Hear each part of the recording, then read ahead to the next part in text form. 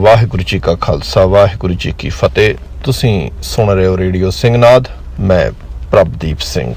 अज ਜਿਹੜੇ विषय ते अखौती दशम ग्रंथ की चल रही लड़ी ते जिस विषय ते आपां विचार करनी है, बड़ा संजीदा, बड़ा इंपॉर्टेंट, बड़ा महत्वपूर्ण विषय वो है साडी रोजाना की जा रही पंथक अरदास जिन्हों असीं आखदे हां। उहदी पहली पौड़ी जिहड़ी प्रथम भगौती सिमर के गुरु नानक लई ते आए, अंगद गुर ते अमरदास रामदासे होई सहाय, अर्जन हर गोबिंद नौ सिमरो श्री हर राय। श्री हर कृष्ण ते आई है जिस डिठे सब दुख जाए, तेग बहादुर सिमरे करनौ निदावे ताए, सब थाई होए सहाय।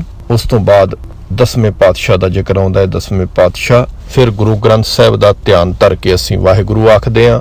ते उस तो बाद जिन्नी भी ये अरदास है जिहदे विच 4 साहिबजादियां दा जिक्र, 5 प्यारिਆਂ दा जिक्र, समूह हठियां जपियां तपियां दा जिक्र, तख्तां दा जिक्र ते समराइज बड़े संखेप दे विच एक इतिहासक झलक, ये जिहड़ी अरदास सी ये बाद दी ड्राफ्ट होई है। पर आ जिहड़े पहली पौड़ी दे गुरु तेग बहादुर पातशाह तक, तेग बहादुर सिमरे करनौ निद आवे ताए, ये पौड़ी कित्थों आई है इनू समझण दी कोशिश करिए। ते जिथों आई है प्रकरण अनुसार इहदे अर्थ की बनते ने वो भी आपां समझना है ते देखना है कि अरदास करदिआं असीं अपना जिहड़ा असल इष्ट आ कि वो अकाल पुरख नूं छड्ड किसी भगौती नूं अपना इष्ट नहीं बना रहे। सो ये विचारां अज आपां इस शो दे दौरान करनियां ने। जिवें कि आप सब नूं पता है भी ਸਿੰਘਨਾਦ रेडियो तो अखौती दशम ग्रंथ ਦੀ ਜਿਹੜੀ ਲੜੀ ਚੱਲ ਰਹੀ ਹੈ, ਜਿਹਦੇ ਵਿੱਚ ਆਪਾਂ 10 ਪ੍ਰਚਲਿਤ ਰਚਨਾਵਾਂ ਦੀ ਗੱਲ ਕਰ ਰਹੇ ਹਾਂ। ਮਿੱਤਰ ਪਿਆਰੇ ਦੀ ਗੱਲ ਹੋ ਗਈ ਹੈ, ਦੇਸ਼ੀ ਬਾਬਰ ਦੀ ਗੱਲ ਹੋ ਗਈ ਹੈ, ਚੌਪਈ ਦੀ ਗੱਲ ਵੀ ਆਪਾਂ ਕਰ ਚੁੱਕੇ ਹਾਂ, ਮੁਰਪਿਤ ਪੂਰਬ ਕੀਸ ਪਿਆਨਾ ਦੀ ਵੀ ਗੱਲ ਹੋ ਗਈ ਹੈ। ਸੋ ਅੱਜ ਆਪਾਂ ਗੱਲ ਕਰ ਰਹੇ ਹਾਂ ਪ੍ਰਚਲਿਤ ਅਰਦਾਸ ਦੀ, ਉਸ ਪਹਿਲੀ ਪੌੜੀ ਦੀ, ਉਸ ਪਹਿਲੇ ਬੰਦ ਦੀ ਜਿਹਦਾ ਸਰੋਤ ਦੁਰਗਾ ਦੀ ਵਾਰ ਹੈ। ਕਿਵੇਂ ਸ਼ੁਰੂ ਹੁੰਦੀ ਹੈ? ਸਭ ਤੋਂ ਪਹਿਲਾ ਸਵਾਲ ਹੈ ਵੀ ਕਿੱਥੋਂ ਆਈ ਤੇ ਕਿਵੇਂ ਸ਼ੁਰੂ ਹੁੰਦੀ ਹੈ। आई ये दुर्गा दी वार दे विचों ते दुर्गा दी वार जिहड़ी है ये अखौती दशम ग्रंथ दी रचना है, जिन्हों तुसीं विचित्र नाटक भी शॉर्ट दे विच कहिंदे जी। विचित्र नाटक दी अखौती दशम ग्रंथ दी रचना दुर्गा दी वार जिहड़ी मौजूदा पंथक अरदास तुसीं कर रहे जे, पहला बंद ओहदा जिहड़ा वो शुरू किवें हुंदा है ते अखौती दशम ग्रंथ च किवें शुरू हुंदा है। अखौती दशम ग्रंथ दे विच इहदा टाइटल वार दुर्गा की है, भगौती की वार नहीं। वार भगौती की नहीं है जिवें अज आपां अरदास दे दौरान वार भगौती की करके पढ़दे हां। पुरातन बीड़ा विच इहदा नां इहो ही लिखिआ है दुर्गा की वार, पर हुण जिहड़ियां प्रचलित बीड़ा ने उहदे विच भगौती दी वार करके ये लिखिआ जा रहा है। चंडी की वार भी जिहड़ा वा लिखिआ हुंदा है कईयां जगह दे उत्ते। हुण शुरू हुंदी है दुर्गा दी वार तो। उस तो बाद एक ओंकार सतगुरु प्रसाद, ये जिहड़ा मंगल है गुरु ग्रंथ दा मंगल ये जान बुझ के घसेड़िया गया विच। पुरातन बीड़ां दे विच मंगल नहीं है। ये जदों सोधक कमेटियां आईयां ते उन्हां नूं ये गुरबाणी अपने आप नूं कहण वाले विद्वान कुछ भी ये गुरबाणी है ते गुरबाणी नूं सोधक कमेटियां ने सोधना कीता, उन्हां नूं सोधना पै गया गुरबाणी नूं। उन्हां ने सोध के फिर मंगल विच पाया। जिहड़ा काम गुरु नहीं करके गया, गुरु तो नहीं होया, फिर सोधक कमेटियां ने कीता। इन्हां दे कहण अनुसार भी गुरु दी जिहड़ी इनएबिलिटी सी, गुरु खुद अयोग रहा है काम करन दे भी वो अपनी लिखी हुई बीड़ नूं मंगल दे के ते मुंद जावे। जिवें गुरु ग्रंथ साहिब दी बीड़ मुंदामणी, मुंदना मतलब हुंदा है अखीर ते सील कर देना। भी गुरु नहीं सील करके गया ते सोधक कमेटियां उठ के आईयां ते उन्हां ने आण के अपनी मर्जी नाल जिथे जो कीता जी कीता उत्थे लाता। इदां ही ये मंगल विच बदो बदी कसेड़ दिता गया। वार दुर्गा की एक ओंकार सतगुरु प्रसाद। उस तो बाद लिखिआ आ रहा श्री भगौती जी सहाय, अथवार दुर्गा की लिखियत है, पातशाही 10। ये टाइटल भी विच बदो बदी पाया गया। अरदास करदे आ बेशक ये टाइटल दा तुसीं जिक्र नहीं करदे, मैं तुहानूं मूल रचना दे नाल जाणू करवा रहा जिथों तुसीं अरदास चक्की है। अरदास दा जिहड़ा पहला बंद चक्किआ है, एक ओंकार सतगुरु प्रसाद श्री भगौती जी सहाय, अथवार दुर्गा की लिखियत पातशाही 10 पौड़ी। प्रथम भगौती सिमर के गुरु नानक लई ते आए। हुण ये सब तो पहला इस पहली लाइन नूं समझण वास्ते, इहदी स्टार्टिंग नूं समझण वास्ते सब तो पहला आओ भगौती ते एक निक्की जी पंछी झात पाईए भी भगौती की है। ਭਗਉਤੀ ਦੇ ਅਰਥ ਜੋ ਸ਼ਬਦਾਰਥ ਦੇ ਤੌਰ ਤੇ ਆਪਾਂ ਦੇਖ ਲਈਏ, ਸਭ ਤੋਂ ਪਹਿਲਾਂ ਮਹਾਨ ਕੋਸ਼ ਜਾ ਕੇ ਬੇਸ਼ੱਕ ਖੋਲ ਲਿਓ ਤੇ ਚੈੱਕ ਕਰ ਲਿਓ ਆਪ ਵੀ।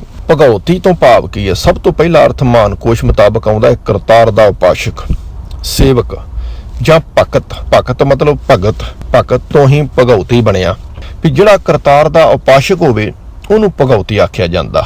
ਹੁਣ ਇਸੇ ਜਿਹੜੀ ਤੁਸੀਂ ਅਰਦਾਸ ਕਰਦੇ ਜੇ, ਇੱਥੇ ਪ੍ਰਥਮ ਭਗਉਤੀ ਸਿਮਰ ਕੇ ਇੱਥੇ ਪ੍ਰਥਮ ਰੂਪ ਦੇ ਵਿੱਚ ਕਿਸੇ ਕਰਤਾਰ ਦੇ ਉਪਾਸ਼ਕ ਨੂੰ ਤਾਂ ਨਹੀਂ ਰੱਖਿਆ ਜਾ ਸਕਦਾ, ਕਿਉਂਕਿ ਪ੍ਰਥਮ ਰੂਪ ਦੇ ਵਿੱਚ ਤੁਹਾਡਾ ਇਸ਼ਟ, ਤੁਹਾਡਾ ਮੰਗਲ ਜਾਂ ਤੁਹਾਡਾ ਏਜੰਡਾ ਹੁੰਦਾ ਹੈ ਵੀ ਕਿਹਦੇ ਸਾਹਮਣੇ ਤੁਸੀਂ ਆਪਣੇ ਆਪ ਨੂੰ ਸਮਰਪਣ ਕਰਨ ਲੱਗੇ ਜੇ, ਕਿਹਦੇ ਤੁਹਾਡਾ ਆਦਰਸ਼ਕ ਮੂਲ ਕੀ ਹੈ, ਕੌਣ ਆ ਤੁਹਾਡਾ ਉਹ ਆਦਰਸ਼ਕ ਮੂਲ ਜਿਹਦੇ ਸਾਹਮਣੇ ਤੁਸੀਂ ਸਰੈਂਡਰ ਕਰਨ ਲੱਗੇ ਜੇ। ਭਗਉਤੀ ਦਾ ਪਹਿਲਾ ਅਰਥ ਕਰਤਾਰ ਦਾ ਉਪਾਸ਼ਕ। ਗੁਰਬਾਣੀ ਰਾਹੀਂ ਵੀ ਸਿੱਧ ਕਰ ਲੋ ਇਹਨੂੰ। ਸੋ ਭਗਉਤੀ ਜੋ ਭਗਵੰਤੈ ਜਾਣੇ, ਜਿਹੜਾ ਭਗਵੰਤ ਦੇ ਰਾਹੀਂ ਜਾਣਿਆ ਜਾਂਦਾ ਉਹਨੂੰ ਭਗਉਤੀ ਕਹਿੰਦੇ ਨੇ। ਕਹਿਣ ਤੋਂ ਭਾਵ ਭਗਉਤੀ ਤੇ ਭਗਵੰਤ ਦੋ ਅਲੱਗਾ ਗੱਲਾਂ ਨੇ। ਜਿਹੜਾ ਭਗਉਤੀ ਭਗਵੰਤ ਦੇ ਰਾਹੀਂ ਜਾਣਿਆ ਜਾਵੇ, ਜਿਹੜਾ ਭਗਤ ਭਗਵੰਤ ਦੇ ਨਾਲ ਸੰਬੰਧਿਤ ਹੋਵੇ, ਉਹ ਭਗਉਤੀ ਖਵਾ ਸਕਦਾ, ਭਾਵ ਉਹ ਹੀ ਸੇਵਕ ਖਵਾ ਸਕਦਾ।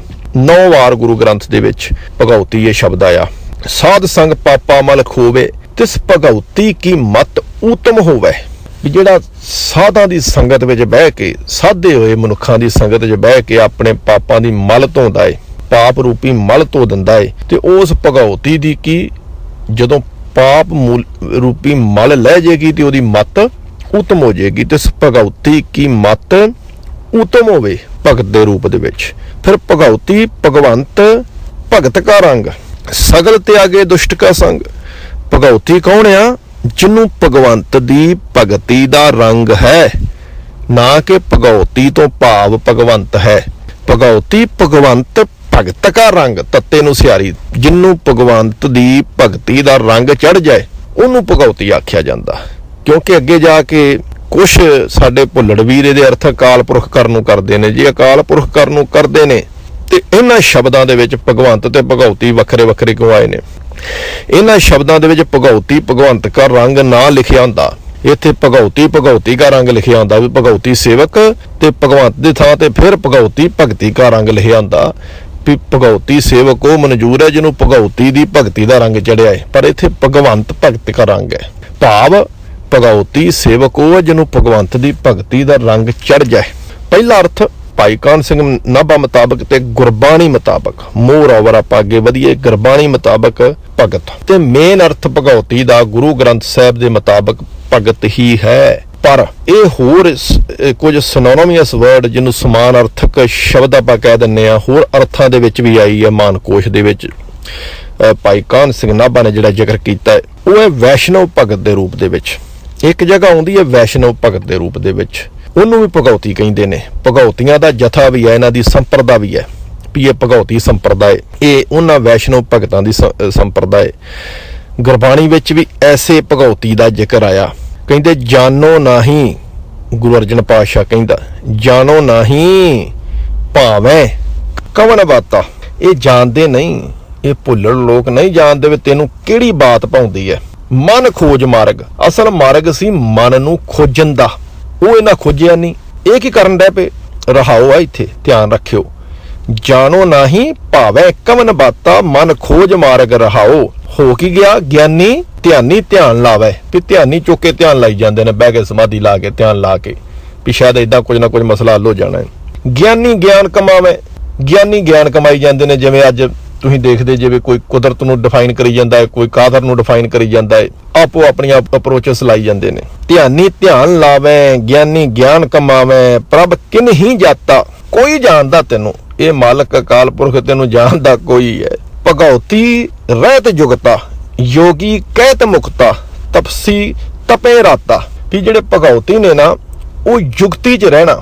ਜਿਹੜਾ ਭਗਉਤੀ ਵੈਸ਼ਨਵ ਸੇਵਕ ਹੈ, ਜਿਹੜਾ ਵੈਸ਼ਨਵ ਭਗਤ ਆ, ਉਹ ਉਸ ਮਰਿਆਦਾ ਦੇ ਵਿੱਚ ਰਹਿੰਦਾ ਹੈ। ਯੋਗੀ ਕਹਿਤ ਮੁਕਤਾ, ਯੋਗੀ ਦਾ ਕੰਮ ਹੈ ਵੀ ਮੈਨੂੰ ਮੋਕਸ਼ ਮਿਲ ਜਾਏ, ਉਹ ਆਪਣੀ ਮੋਕਸ਼ ਦੇ ਮਗਰ ਭੱਜਾ ਫਿਰਦਾ ਹੈ। ਤਪਸੀ ਤਪੇ ਰਾਤਾ, ਤਪਸੀ ਜਿਹੜੇ ਉਹ ਤਪ ਕਰੀ ਜਾਂਦੇ ਨੇ।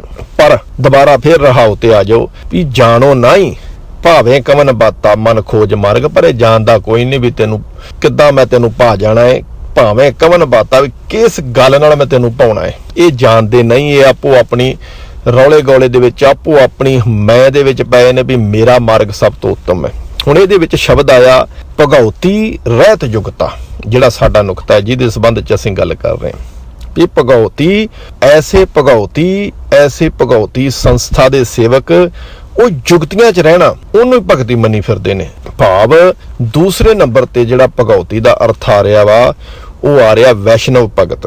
ਇਹਦੇ ਵਿੱਚ ਹੀ ਭਗਉਤੀ ਮੁਦਰਾ ਮਨ ਮੋਇਆ ਮਾਇਆ, ਵੀ ਜਿਹੜਾ ਭਗਉਤੀ ਮੁਦਰਾ ਵੀ ਜਿਹੜੇ ਭਗਉਤੀ ਨੇ ਵੈਸ਼ਨਵ ਸੇਵਕ ਨੇ ਉਹ ਵਿਸ਼ਨੂੰ ਦੀ ਮੁਦਰਾ ਕਰਦੇ ਨੇ, ਉਹਦੀ ਨਕਲ ਕਰਦੇ ਨੇ ਪਰ ਮਨ ਇਹਨਾਂ ਦਾ ਮਾਇਆ ਨੇ ਮੋਇਆ ਹੋਇਆ ਹੈ। ਇਹ ਮਨ ਦੇ ਕਰਕੇ ਲੁੱਟੇ ਹੋਏ ਨੇ ਪਰ ਨਕਲ ਕਰਦੇ ਨੇ ਵੀ ਅਸੀਂ ਬੜੇ ਵੱਡੇ ਵੈਸ਼ਨਵ ਭਗਤ ਬਣ ਚੁੱਕੇ ਹਾਂ। ਭਗਉਤੀ ਮੁਦਰਾ ਮਨ ਮੋਇਆ ਮਾਇਆ, ਭਾਵ ਦੂਜਾ ਅਰਥ ਹੋ ਗਿਆ ਵੈਸ਼ਨਵ ਭਗਤ। ਤੀਸਰਾ ਭਗਉਤੀ ਦਾ ਅਰਥ ਹੁੰਦਾ ਹੈ ਦੁਰਗਾ ਦੇਵੀ। ਜਿਹੜਾ ਵਾਰ ਸ਼੍ਰੀ ਭਗਉਤੀ ਜੀ ਕੀ ਹੈ ਨਾ, ਇਹ ਦੁਰਗਾ ਦੇ ਸੰਬੰਧ ਵਿੱਚ ਹੈ। ਵਾਰ ਸ਼੍ਰੀ ਭਗਉਤੀ ਜੀ ਕੀ ਦੁਰਗਾ ਦੇ ਸੰਬੰਧ ਵਿੱਚ ਹੈ। ਹੁਣ ਚੌਥਾ ਆ ਗਿਆ ਅਰਥ ਦਾ, ਜਿਹੜਾ ਖੜਗ ਸ਼੍ਰੀ ਸਾਹਿਬ ਤੇ ਤਲਵਾਰ ਦੇ ਰੂਪ ਦੇ ਵਿੱਚ ਹੈ। ਇਸੇ ਰਚਨਾ ਦੇ ਵਿੱਚ ਤੁਹਾਨੂੰ ਅਖੌਤੀ ਬਚਿੱਤਰ ਨਾਟਕ ਦੀ ਜਾਂ ਬਚਿੱਤਰ ਨਾਟਕ ਜਾਂ ਅਖੌਤੀ ਦਸ਼ਮ ਗ੍ਰੰਥ ਦੀ ਰਚਨਾ ਦੇ ਵਿੱਚ ਹੀ ਬਾਰ-ਬਾਰ ਇਹ ਸ਼ਬਦ ਮਿਲੇਗਾ ਤੁਹਾਨੂੰ, ਲੈ ਭਗਉਤੀ ਨਿਕਸ ਹੈ ਆਪ ਕਲੰਕੀ ਹਾਥ, ਵੀ ਕਲੰਕੀ ਨੇ ਆਪਣੇ ਹੱਥ 'ਚ ਲੈ ਕੇ ਭਗਉਤੀ ਤੇ ਨਿਕਲੀ ਬਾਹਰ। ਜਾਂ ਜਾਣ ਕਥੂਰੀ ਮਿਰਗ ਤਨ, ਜਿਵੇਂ ਕਸਤੂਰੀ ਮਿਰਗ ਅੰਦਰ ਹੈ, ਜਾਣ ਕਥੂਰੀ ਮਿਰਗ ਤਨ ਨਾਉ ਭਗਉਤੀ ਲੋਹ ਕਢਾਇਆ, ਵੀ ਭਗਉਤੀ ਜਿਹੜੀ ਹੈ ਨਾ, ਭਗਉਤੀ ਨਾਮਕ ਸ਼ਸਤਰ ਜਿਹੜਾ ਉਹ ਲੋਹ ਤੋਂ ਕਢਿਆ ਜਾਂਦਾ ਹੈ। ਭਾਈ ਗੁਰਦਾਸ ਵੀ ਕਹਿੰਦਾ ਹੈ ਵਾਰ 5ਵੀਂ ਪੌੜੀ 6ਵੀਂ ਦੇ ਵਿੱਚ। ਸੋ ਭਗਉਤੀ ਸ਼ਬਦ ਬਾਰ-ਬਾਰ ਤੁਹਾਨੂੰ ਇਹਦੇ ਵਿੱਚ ਖੜਗ ਦੇ ਰੂਪ ਦੇ ਮਿਲੇਗਾ। ਲਈ ਭਗਉਤੀ ਦੁਰਗਸ਼ਾ ਦੇ ਰੂਪ ਦੇ ਵਿੱਚ ਦੁਰਗਾ ਨੇ ਹੱਥ ਦੇ ਵਿੱਚ ਭਗਉਤੀ ਫੜ ਲਈ। ਸੋ ਚੌਥਾ ਅਰਥ ਇਹਦਾ ਸ਼੍ਰੀ ਸਾਹਿਬ ਤਲਵਾਰ ਦੇ ਰੂਪ ਦੇ ਵਿੱਚ ਆ, ਜੋ ਚੰਡੀ ਦੀ ਵਾਰ ਦੇ ਵਿੱਚ ਤੇ ਦੁਰਗਾ ਦੀ ਵਾਰ ਦੇ ਵਿੱਚ ਵੀ ਮਿਲੇਗਾ। ਉਸ ਤੋਂ ਬਾਅਦ ਪੰਜਵਾਂ ਅਰਥ ਜੋ ਭਾਈ ਕਾਹਨ ਸਿੰਘ ਨਾਭਾ ਕਰਦੇ ਨੇ, ਜਦੋਂ ਭਗਉਤੀ ਪ੍ਰਥਮ ਭਗਉਤੀ ਸਿਮਰਕੇ ਦੇ ਰੂਪ ਚ ਆਉਂਦੀ ਹੈ ਉੱਥੇ ਇਹਦਾ ਅਰਥ ਹੈ ਮਹਾਕਾਲ। ਭਗਉਤੀ ਦਾ ਅਰਥ ਦੁਰਗਾ, ਭਗਉਤੀ ਦਾ ਅਰਥ ਖੜਗ ਜਾਂ ਸ਼੍ਰੀ ਸਾਹਿਬ ਜਾਂ ਤਲਵਾਰ, ਤੇ ਭਗਉਤੀ ਦਾ ਅਰਥ ਮਹਾਕਾਲ। ਹੁਣ ਜਿਹੜੀ ਦੁਰਗਾ ਹੈ ਉਹ ਕਾਲਕਾ ਹੈ, ਤੈ ਹਮ ਅਦਕ ਤਪੱਸਿਆ ਸਾਧੀ, ਮਹਾਕਾਲ ਕਾਲਕਾ ਅਰਾਧੀ। ਹੁਣ ਮਹਾਕਾਲ ਤੇ ਕਾਲਕਾ ਇਹਨਾਂ ਦੋਵਾਂ ਦਾ ਆਪਸ 'ਚ ਜੋੜਾ ਹੈ, ਇਹ ਦੋਵੇਂ ਆਪਸ ਵਿੱਚ ਸੰਬੰਧਿਤ ਨੇ। ਹੁਣ ਜਦੋਂ ਪੰਜਵਾਂ ਅਰਥ ਵੱਲ ਤੁਸੀਂ ਝਾਤੀ ਮਾਰਦੇ ਜੇ ਪ੍ਰਥਮ ਭਗਉਤੀ ਸਿਮਰਕੇ ਦੇ ਰੂਪ ਦੇ ਵਿੱਚ, ਤੇ ਇੱਥੇ ਦਾ ਅਰਥ ਹੁੰਦਾ ਮਹਾਕਾਲ। ਸੋ ਕੁੱਲ ਮਿਲਾ ਕੇ ਭਗਉਤੀ ਗੁਰੂ ਗ੍ਰੰਥ ਮੁਤਾਬਕ ਕਰਤਾਰ ਦਾ ਉਪਾਸ਼ਕ, ਗੁਰੂ ਗ੍ਰੰਥ ਮੁਤਾਬਕ ਭਗਤ ਦੇ ਰੂਪ ਦੇ ਵਿੱਚ ਆਈ ਹੈ, ਤੇ ਮਹਾਨ ਕੋਸ਼ ਮੁਤਾਬਕ ਇਹ ਦੁਰਗਾ ਦੇ ਰੂਪ 'ਚ ਵੀ ਆਈ ਹੈ, ਖੜਗ ਦੇ ਰੂਪ ਦੇ ਵਿੱਚ ਵੀ ਆਈ ਹੈ, ਤੇ ਮਹਾਕਾਲ ਦੇ ਰੂਪ ਦੇ ਵਿੱਚ ਵੀ ਆਈ ਹੈ। ਤੇ ਜਿਹੜੇ ਅਰਦਾਸ ਦੀ ਸ਼ੁਰੂਆਤੀ ਬੰਦ ਹੈ ਪ੍ਰਥਮ ਭਗਉਤੀ ਸਿਮਰਕੇ ਗੁਰੂ ਨਾਨਕ ਲਈ ਤੇ ਆਏ, ਇੱਥੇ ਇਹ ਮਹਾਕਾਲ ਦੇ ਰੂਪ ਦੇ ਵਿੱਚ ਆਈ ਹੈ। ਹੁਣ ਆਪਾਂ ਇਸੇ ਬੰਦ ਨੂੰ ਸਮਝਣਾ ਹੈ। ਇੱਕ ਓਂਕਾਰ ਸਤਿਗੁਰ ਪ੍ਰਸਾਦ, ਜਿਹੜਾ ਮੈਂ ਪਹਿਲਾਂ ਦੱਸ ਚੁੱਕਾ ਵੀ ਚੋਰੀ ਨਾਲ ਲਾਇਆ ਹੈ, ਛੇੜਖਾਨੀ ਕਰਕੇ ਦੁਰਗਾ ਦੀ ਵਾਰ ਦੇ ਵਿੱਚ ਇਹ ਗੁਰੂ ਗ੍ਰੰਥ ਦਾ ਮੰਗਲ ਪਾਇਆ ਹੈ। ਕਿਉਂ ਪਾਇਆ ਹੈ? ਵੀ ਕੌੜੀ ਗੋਲੀ ਉੱਤੇ ਸ਼ੂਗਰ ਕੋਟ ਕਰਕੇ ਤੁਹਾਡੇ ਮੂੰਹ 'ਚ ਪਾ ਦਿੱਤੀ ਜਾਵੇ, ਤੁਹਾਡੇ ਅੰਦਰ ਚਲ ਜਾਏ। ਇਹ ਕੌੜੀ ਗੋਲੀ ਨੂੰ, ਦੁਰਗਾ ਦੀ ਵਾਰ ਰੂਪੀ ਕੌੜੀ ਗੋਲੀ ਨੂੰ ਗੁਰੂ ਦੀ ਰਚਨਾ ਸਿੱਧ ਕਰਨ ਵਾਸਤੇ ਗੁਰੂ ਦਾ ਮੰਗਲ ਵਰਤਿਆ ਗਿਆ। ਪਾਤਸ਼ਾਹੀ 10 ਵੀ ਇਸੇ ਕਰਕੇ ਲਿਖਿਆ ਗਿਆ ਟਾਈਟਲ, ਸ਼੍ਰੀ ਭਗਉਤੀ ਜੀ ਸਹਾਇ, ਵਾਰ ਸ਼੍ਰੀ ਭਗਉਤੀ ਜੀ ਕੀ ਪਾਤਸ਼ਾਹੀ 10ਵੀਂ। ਪ੍ਰਥਮ ਭਗਉਤੀ ਸਿਮਰਕੇ, ਪ੍ਰਥਮ ਭਗਉਤੀ ਸਿਮਰਕੇ, 3 ਵਾਰਾਂ ਭਗਉਤੀ ਆਈ ਉੱਤੇ। ਫਿਰ ਪ੍ਰਥਮ ਰੂਪ ਦੇ ਵਿੱਚ ਪ੍ਰਥਮ ਭਗਉਤੀ ਸਿਮਰ ਕੇ ਗੁਰੂ ਨਾਨਕ ਲਈ ਤੇ ਆਏ। ਵੀ ਪ੍ਰਥਮ ਭਗਉਤੀ ਨੂੰ ਸਿਮਰਨਾ, ਉਹਨੂੰ ਸਿਮਰਨ ਤੋਂ ਬਾਅਦ ਫਿਰ ਗੁਰੂ ਨਾਨਕ ਦੇਵ ਨੂੰ ਯਾਦ ਕਰਦਾ। ਇਹਦੇ ਅਰਥ ਰਵਾਇਤੀ ਅਰਥ ਇਹਦੇ ਆਉਂਦੇ ਨੇ, ਪ੍ਰਥਮ ਭਗਉਤੀ ਸਿਮਰ ਕੇ ਗੁਰੂ ਨਾਨਕ ਲਈ ਤੇ ਆਏ, ਅੰਗਦ ਗੁਰ ਤੇ ਅਮਰਦਾਸ ਰਾਮਦਾਸੇ ਹੋਈ ਸਹਾਏ। ਫਿਰ ਗੁਰੂ ਅੰਗਦ, ਗੁਰੂ ਅਮਰਦਾਸ, ਰਾਮਦਾਸ ਨੂੰ ਸਿਮਰਦਾ ਹਾਂ। ਅਰਜਨ ਹਰਗੋਬਿੰਦ ਨੋ ਸਿਮਰੋ ਸ਼੍ਰੀ ਹਰਿ ਰਾਏ। ਫਿਰ ਗੁਰੂ ਅਰਜਨ, ਗੁਰੂ ਹਰਗੋਬਿੰਦ ਅਤੇ ਗੁਰੂ ਹਰਿ ਰਾਏ ਨੂੰ ਸਿਮਰਦਾ ਹਾਂ। ਹਰਿ ਕ੍ਰਿਸ਼ਨ ਧਿਆਈਏ ਜਿਸ ਡਿੱਠੇ ਸਭ ਦੁੱਖ ਜਾਏ। ਫਿਰ ਗੁਰੂ ਹਰਿ ਕ੍ਰਿਸ਼ਨ ਨੂੰ ਆਰਾਧਦਾ ਹਾਂ, ਜਿਸ ਦੇ ਦਰਸ਼ਨ ਕਰਨ ਨਾਲ ਸਾਰੇ ਦੁੱਖ ਦੂਰ ਹੋ ਜਾਂਦੇ ਹਨ। ਤੇਗ ਬਹਾਦਰ ਸਿਮਰਿਆ ਕਰਨੌ ਨਦ ਆਵੇ, ਧਾਏ ਸਭ ਥਾਈ ਹੋਏ ਸਹਾਏ। ਫਿਰ ਗੁਰੂ ਤੇਗ ਬਹਾਦਰ ਦੇ ਸਿਮਰਨ ਨਾਲ 9 ਨਿਧਾਂ ਖਜ਼ਾਨੇ ਘਰ ਵਿੱਚ ਭੱਜੀਆਂ ਚਲੀਆਂ ਆਉਂਦੀਆਂ ਨੇ ਤੇ ਸਾਰੇ ਗੁਰੂ ਮੈਨੂੰ ਸਭ ਥਾਈ ਸਹਾਇਕ ਹੋਣ ਲੱਗਦੇ ਨੇ। ਅਰਦਾਸ ਦੇ ਪਹਿਲੇ ਬੰਦ ਮੁਤਾਬਕ 10ਵੇਂ ਪਾਤਸ਼ਾਹ ਦਾ ਨਾਮ ਬਾਅਦ ਵਿੱਚ ਜੋੜਿਆ ਗਿਆ।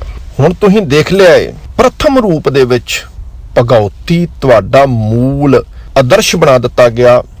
ਤੁਹਾਡਾ ਧਾਰਮਿਕ ਅਕੀਦਾ ਭਗਉਤੀ ਤੇ ਖੜਾ ਏ। ਭਗਉਤੀ ਤੋਂ ਬਾਅਦ ਗੁਰੂ ਨਾਨਕ ਲਈ ਤੇ ਆਏ। ਫਿਰ ਭਗਉਤੀ ਤੋਂ ਬਾਅਦ ਤੂੰ ਗੁਰੂ ਨਾਨਕ ਵੱਲ ਜਾਣਾ ਹੈ ਤੇ ਨਾਨਕ ਦੇ ਫਲਸਫੇ ਵੱਲ ਜਾਣਾ ਹੈ। ਜੇ ਨਾਨਕ ਵੱਲ, ਗੁਰੂ ਵੱਲ ਭਗਉਤੀ ਤੋਂ ਬਾਅਦ ਜਾਣਾ ਹੈ ਤੇ ਫਿਰ ਜਿੰਨਾ ਅੱਜ ਸਿੱਖ ਹਿੰਦੂ ਕਰਨ ਜਾਂ ਜੋ ਵੀ ਹਿੰਦੂ ਕਰਮਕਾਂਡ, ਜੋ ਵੈਦਿਕ ਪ੍ਰਣਾਲੀ ਹੈ, ਕਰਮਕਾਂਡ ਵੇਦ ਦਾ ਇੱਕ ਹਿੱਸਾ ਹੈ, ਜੋ ਵੈਦਿਕ ਪ੍ਰਣਾਲੀ ਹੈ, ਜੋ ਅੱਜ ਸਿੱਖ ਕਰ ਰਿਹਾ ਵਾ, ਉਹ ਪ੍ਰਥਮ ਰੂਪ ਦੇ ਵਿੱਚ ਭਗਉਤੀ ਨੂੰ ਸਮਰਪਿਤ ਹੋ ਕੇ ਕਰ ਰਿਹਾ ਮੰਨਿਆ ਜਾਵੇਗਾ। ਫਿਰ ਉਹ ਗਲਤ ਨਹੀਂ ਜਿਹੜੇ ਵੈਦਿਕ ਕਰਮਕਾਂਡ ਅੱਜ ਸਿੱਖ ਕਰ ਰਹੇ ਨੇ, ਤਾਂ ਅਸੀਂ ਕਹਿੰਦੇ ਵੀ ਇਹ ਕਰਮਕਾਂਡਾਂ 'ਚ ਪੈ ਗਏ ਨੇ, ਫਿਰ ਉਹ ਠੀਕ ਨੇ, ਕਿਉਂਕਿ ਪ੍ਰਥਮ ਤੋਂ ਪ੍ਰਾਇੋਰਟੀ ਉਹਨਾਂ ਦੀ ਹੈ। ਪ੍ਰਥਮ ਮਤਲਬ ਪ੍ਰਾਇੋਰਟੀ ਭਗਉਤੀ ਦੀ ਹੈ, ਉਸ ਤੋਂ ਬਾਅਦ ਅਗਲੀ ਗੱਲ ਨਾਨਕ ਦੀ ਹੈ। ਪ੍ਰਥਮ ਭਗਉਤੀ ਸਿਮਰ ਕੇ ਸਭ ਤੋਂ ਪਹਿਲਾ ਮਸਲਾ ਜਾਂ ਸਭ ਤੋਂ ਪਹਿਲਾ ਫਲਸਫਾ ਜਿਹੜਾ ਵਾ ਉਹ ਮਹਾਕਾਲ ਜਾਂ ਦੇਵੀ ਦੁਰਗਾ ਦਾ ਲਾਗੂ ਹੁੰਦਾ ਹੈ ਸਿੱਖ ਤੇ।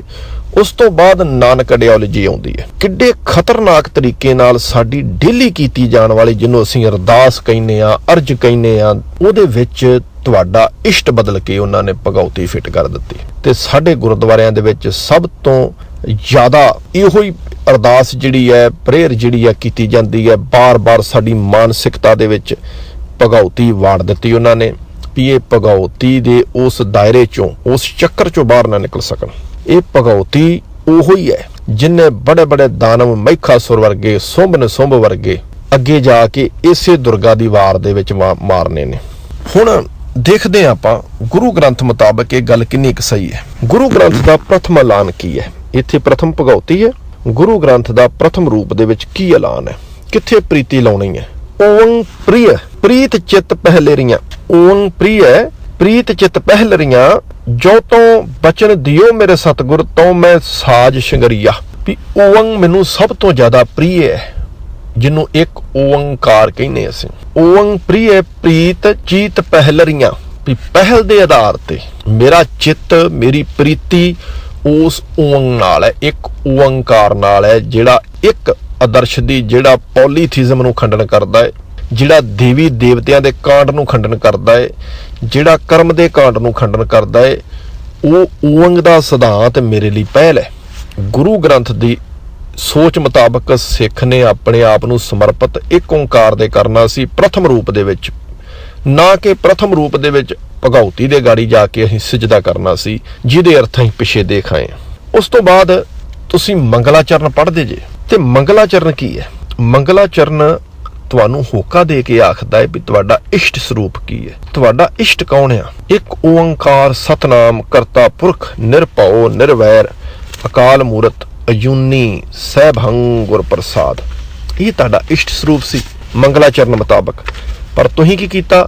ਤੁਸੀਂ ਇੱਕ ਓੰਕਾਰ ਨੂੰ ਕੱਟ ਕੇ ਤੇ ਸਿੱਧਾ ਭਗਉਤੀ ਦੇ ਜਾ ਕੇ ਨਮਸਤਕ ਹੋ ਗਏ। ਤੇ ਲਿਖਣ ਵਾਲੇ ਨੇ ਵੀ, ਜਿਹਨੇ ਚੋਰੀ ਕਰਕੇ ਇਹ ਰਚਨਾ ਲਿਆਂਦੀ, ਉਹਨੇ ਬੜੇ ਤਰੀਕੇ ਨਾਲ ਤੁਹਾਨੂੰ ਭੁਲੇਖਾ ਪਾਉਣ ਵਾਸਤੇ ਸ਼ਾਰਟ ਰੂਪ ਦੇ ਵਿੱਚ ਮੰਗਲ ਲਾ ਦਿੱਤਾ, ਇੱਕ ਓਂਕਾਰ ਸਤਿਗੁਰ ਪ੍ਰਸਾਦ, ਫਿਰ ਪਾਤਸ਼ਾਹੀ 10ਵੀਂ ਲਾ ਦਿੱਤਾ। ਕਿਉਂ? ਕਿਉਂਕਿ ਪੱਕੀ ਕੀਤਾ ਜਾ ਸਕੇ ਇਸ ਰਚਨਾ ਨੂੰ ਤੁਹਾਡੇ ਦਿਮਾਗ ਦੇ ਅੰਦਰ। ਕੀ ਹੈ ਬਾਣੀ ਦਾ ਫੈਸਲਾ? ਅਗਮਿ ਅਗੋਚਰ ਅਪਰਿ ਅਪਾਰਾ ਪਾਰ ਬ੍ਰਹਮ ਪ੍ਰਧਾਨੋ, ਆਦ ਜਗਾਦੀ ਹੈ ਵੀ ਹੋਸੀ ਅਵਰ ਝੂਠਾ ਸਭ ਮਾਨੋ।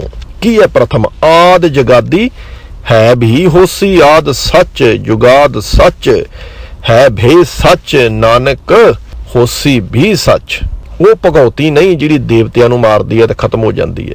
ਉਹ ਮਹਾਕਾਲ ਰੂਪੀ ਇਸ਼ਟ ਨਹੀਂ ਜਿਹੜਾ ਦੇਵਤਿਆਂ ਦਾ ਖੰਡਨ ਕਰਦਾ ਹੈ। ਪ੍ਰਥਮ ਭਗਉਤੀ ਸਿਮਰ ਕੇ ਗੁਰੂ ਨਾਨਕ ਲਈ ਤੇ ਆਏ। ਨਾਨਕ ਮੁਤਾਬਕ, ਨਾਨਕ ਨੂੰ ਬਾਅਦ ਵਿੱਚ ਭਾਈ ਕਾਹਨ ਸਿੰਘ ਨਾਭਾ ਦੀ ਰੈਫਰੈਂਸ ਦੇ ਆਧਾਰ ਤੇ ਗੱਲ ਕਰੀਏ ਤੇ ਇੱਥੇ ਪ੍ਰਥਮ ਭਗਉਤੀ ਮਹਾਕਾਲ ਦੇ ਰੂਪ ਦੇ ਵਿੱਚ ਹੈ। ਮਹਾਕਾਲ ਕਾਲਕਾ ਅਰਾਧੀ, ਇਹ ਮਹਾਕਾਲ ਤੇ ਕਾਲਕਾ ਇਸ ਗ੍ਰੰਥ ਦਾ ਇਸ਼ਟ ਸਰੂਪ ਹੈ। ਇਹ ਕਾਲਕਾ ਹੀ ਹੈ ਜਿਹੜੀ ਦੁਰਗਾ ਦੇ ਰੂਪ ਚ ਆਉਂਦੀ ਹੈ। ਉਹ ਦੁਰਗਾ ਦੇ ਅੰਦਰੋਂ ਹੀ ਕਾਲਕਾ ਪ੍ਰਗਟ ਹੁੰਦੀ ਹੈ, ਉਹਦੇ ਮੱਥੇ ਦੇ ਵਿੱਚੋਂ ਨਿਕਲਦੀ ਹੈ। ਇਸੇ ਦੁਰਗਾ ਦੀ ਵਾਰ ਦੇ ਵਿੱਚ ਆਪਾਂ ਅੱਗੇ ਜਾ ਕੇ ਦੇਖਦੇ ਹਾਂ। ਨੁਕਤਾ ਕਲੀਅਰ ਹੋ ਗਿਆ। ਆਦ ਜਗਾਦੀ ਹੈ ਵੀ ਹੋਸੀ ਅਵਰ ਝੂਠਾ ਸਭ ਮਾਨੋ। ਪਿਓ ਆਦ ਸੱਚ ਜਗਾਦ ਸੱਚ ਹੈ ਵੀ ਸੱਚ, ਨਾਨਕ ਹੋਸੀ ਵੀ ਸੱਚ। ਉਹ ਇੱਕ ਓੰਕਾਰ ਉਸ ਅਕਾਲ ਦੀ ਸੱਤਾ ਹੀ ਹੈ ਜਿਹੜੀ ਹੁਣ ਵੀ ਹੈ, ਆਉਣ ਵਾਲੇ ਸਮੇਂ 'ਚ ਵੀ ਹੈ। ਜਦੋਂ ਇਹ ਧਰਤੀ, ਅਸਮਾਨ, ਸੂਰਜ, ਚੰਦ ਕੁਛ ਵੀ ਨਹੀਂ ਸੀ, ਜਦੋਂ ਕੁਦਰਤ ਦੀ ਹੋਂਦ ਨਹੀਂ ਸੀ, ਉਦੋਂ ਵੀ ਕਾਦਰ ਮੌਜੂਦ ਸੀ। ਸਾਡਾ ਸੰਬੰਧ ਉਹਦੇ ਨਾਲ ਹੈ। ਤੇ ਦੁਰਗਾ ਦੀ ਵਾਰ ਜਿਹੜੀ ਹੈ ਇਹ ਤ੍ਰੇਤੇ ਯੁੱਗ ਦੇ ਆਧਾਰ ਤੇ ਲਿਖੀ ਗਈ ਹੈ ਸਾਰੀ। ਤੇ ਤ੍ਰੇਤੇ ਯੁੱਗ ਦੇ ਆਧਾਰ ਤੇ ਲਿਖੀ ਜਾਣ ਵਾਲੀ ਦੁਰਗਾ ਦੀ ਵਾਰ ਦਾ ਜਿਹੜਾ ਇਸ਼ਟ ਆ ਉਹ ਸਿੱਖਾਂ ਦਾ ਪ੍ਰਥਮ ਇਸ਼ਟ ਕਿਵੇਂ ਹੋ ਗਿਆ? ਭੱਟਾਂ ਦੇ ਐਲਾਨਨਾਮੇ ਦੀ ਗੱਲ ਕਰੀਏ ਤੇ ਫਿਰ ਵੀ ਉੱਥੇ ਨਾਨਕ ਜਦੋਂ ਗੁਰੂ ਰੂਪ ਦੇ ਵਿੱਚ ਭੱਟ ਐਲਾਨ ਕਰਦੇ ਨੇ ਵੀ ਨਾਨਕ ਪ੍ਰਥਮੇ ਨਾਨਕ ਚੰਦ।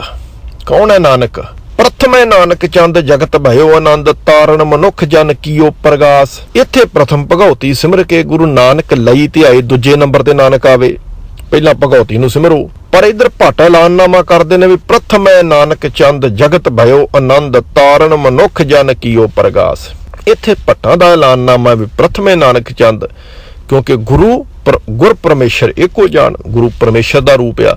ਵੀ ਜੇ ਸਿੱਖ ਨੇ ਪ੍ਰਥਮ ਰੂਪ ਦੇ ਵਿੱਚ ਅਕਾਲ ਦੀ ਸ਼ਬਦ ਦੀ ਵਰਤੋਂ ਨਹੀਂ ਕਰਨੀ, ਏਕ ਓਂਕਾਰ ਦੀ ਵਰਤੋਂ ਨਹੀਂ ਵੀ ਕਰਨੀ, ਤੇ ਗੁਰੂ ਦੀ ਵਰਤੋਂ ਵੀ ਕਰ ਲੈਂਦਾ, ਤੇ ਉਹਦੀ ਸਾਧਨਾ ਜਾਂ ਉਹਦੀ ਵੰਦਨਾ, ਉਹਦੀ ਬੇਨਤੀ, ਉਹਦੀ ਅਰਜ਼ਦਾਸਤ ਉਹ ਸਾਰਥਕ ਹੋ ਨਿਬੜਦੀ, ਕਿਉਂਕਿ ਗੁਰ ਪਰਮੇਸ਼ਰ ਇੱਕੋ ਜਾਣ। ਪ੍ਰਥਮੇ ਨਾਨਕ ਚੰਦ ਜਗਤ ਭਇਓ ਆਨੰਦ ਤਾਰਨ ਮਨੁੱਖ ਜਨ ਕੀਓ ਪ੍ਰਗਾਸ। ਇੱਥੇ ਗੁਰੂ ਗ੍ਰੰਥ ਦੀ ਬਾਣੀ ਹੋਕਾ ਦੇ ਕੇ ਆਖਦੀ ਹੈ ਵੀ ਪ੍ਰਥਮੇ ਨਾਨਕ ਚੰਦ। ਉੱਥੇ ਪ੍ਰਥਮ ਭਗਉਤੀ ਸਿਮਰ ਕੇ ਗੁਰੂ ਨਾਨਕ ਲਈ ਤੇ ਆਏ। ਫਿਰ ਅੰਗਦ ਗੁਰ ਤੇ ਅਮਰਦਾਸ ਰਾਮਦਾਸੇ ਹੋਈ ਸਹਾਏ, ਜੋ ਤੋਹਾ ਜੁਗਤ ਸਾਏ ਸ਼ੈਕਾਇਆ ਫਿਰ ਪਲਟੀਏ।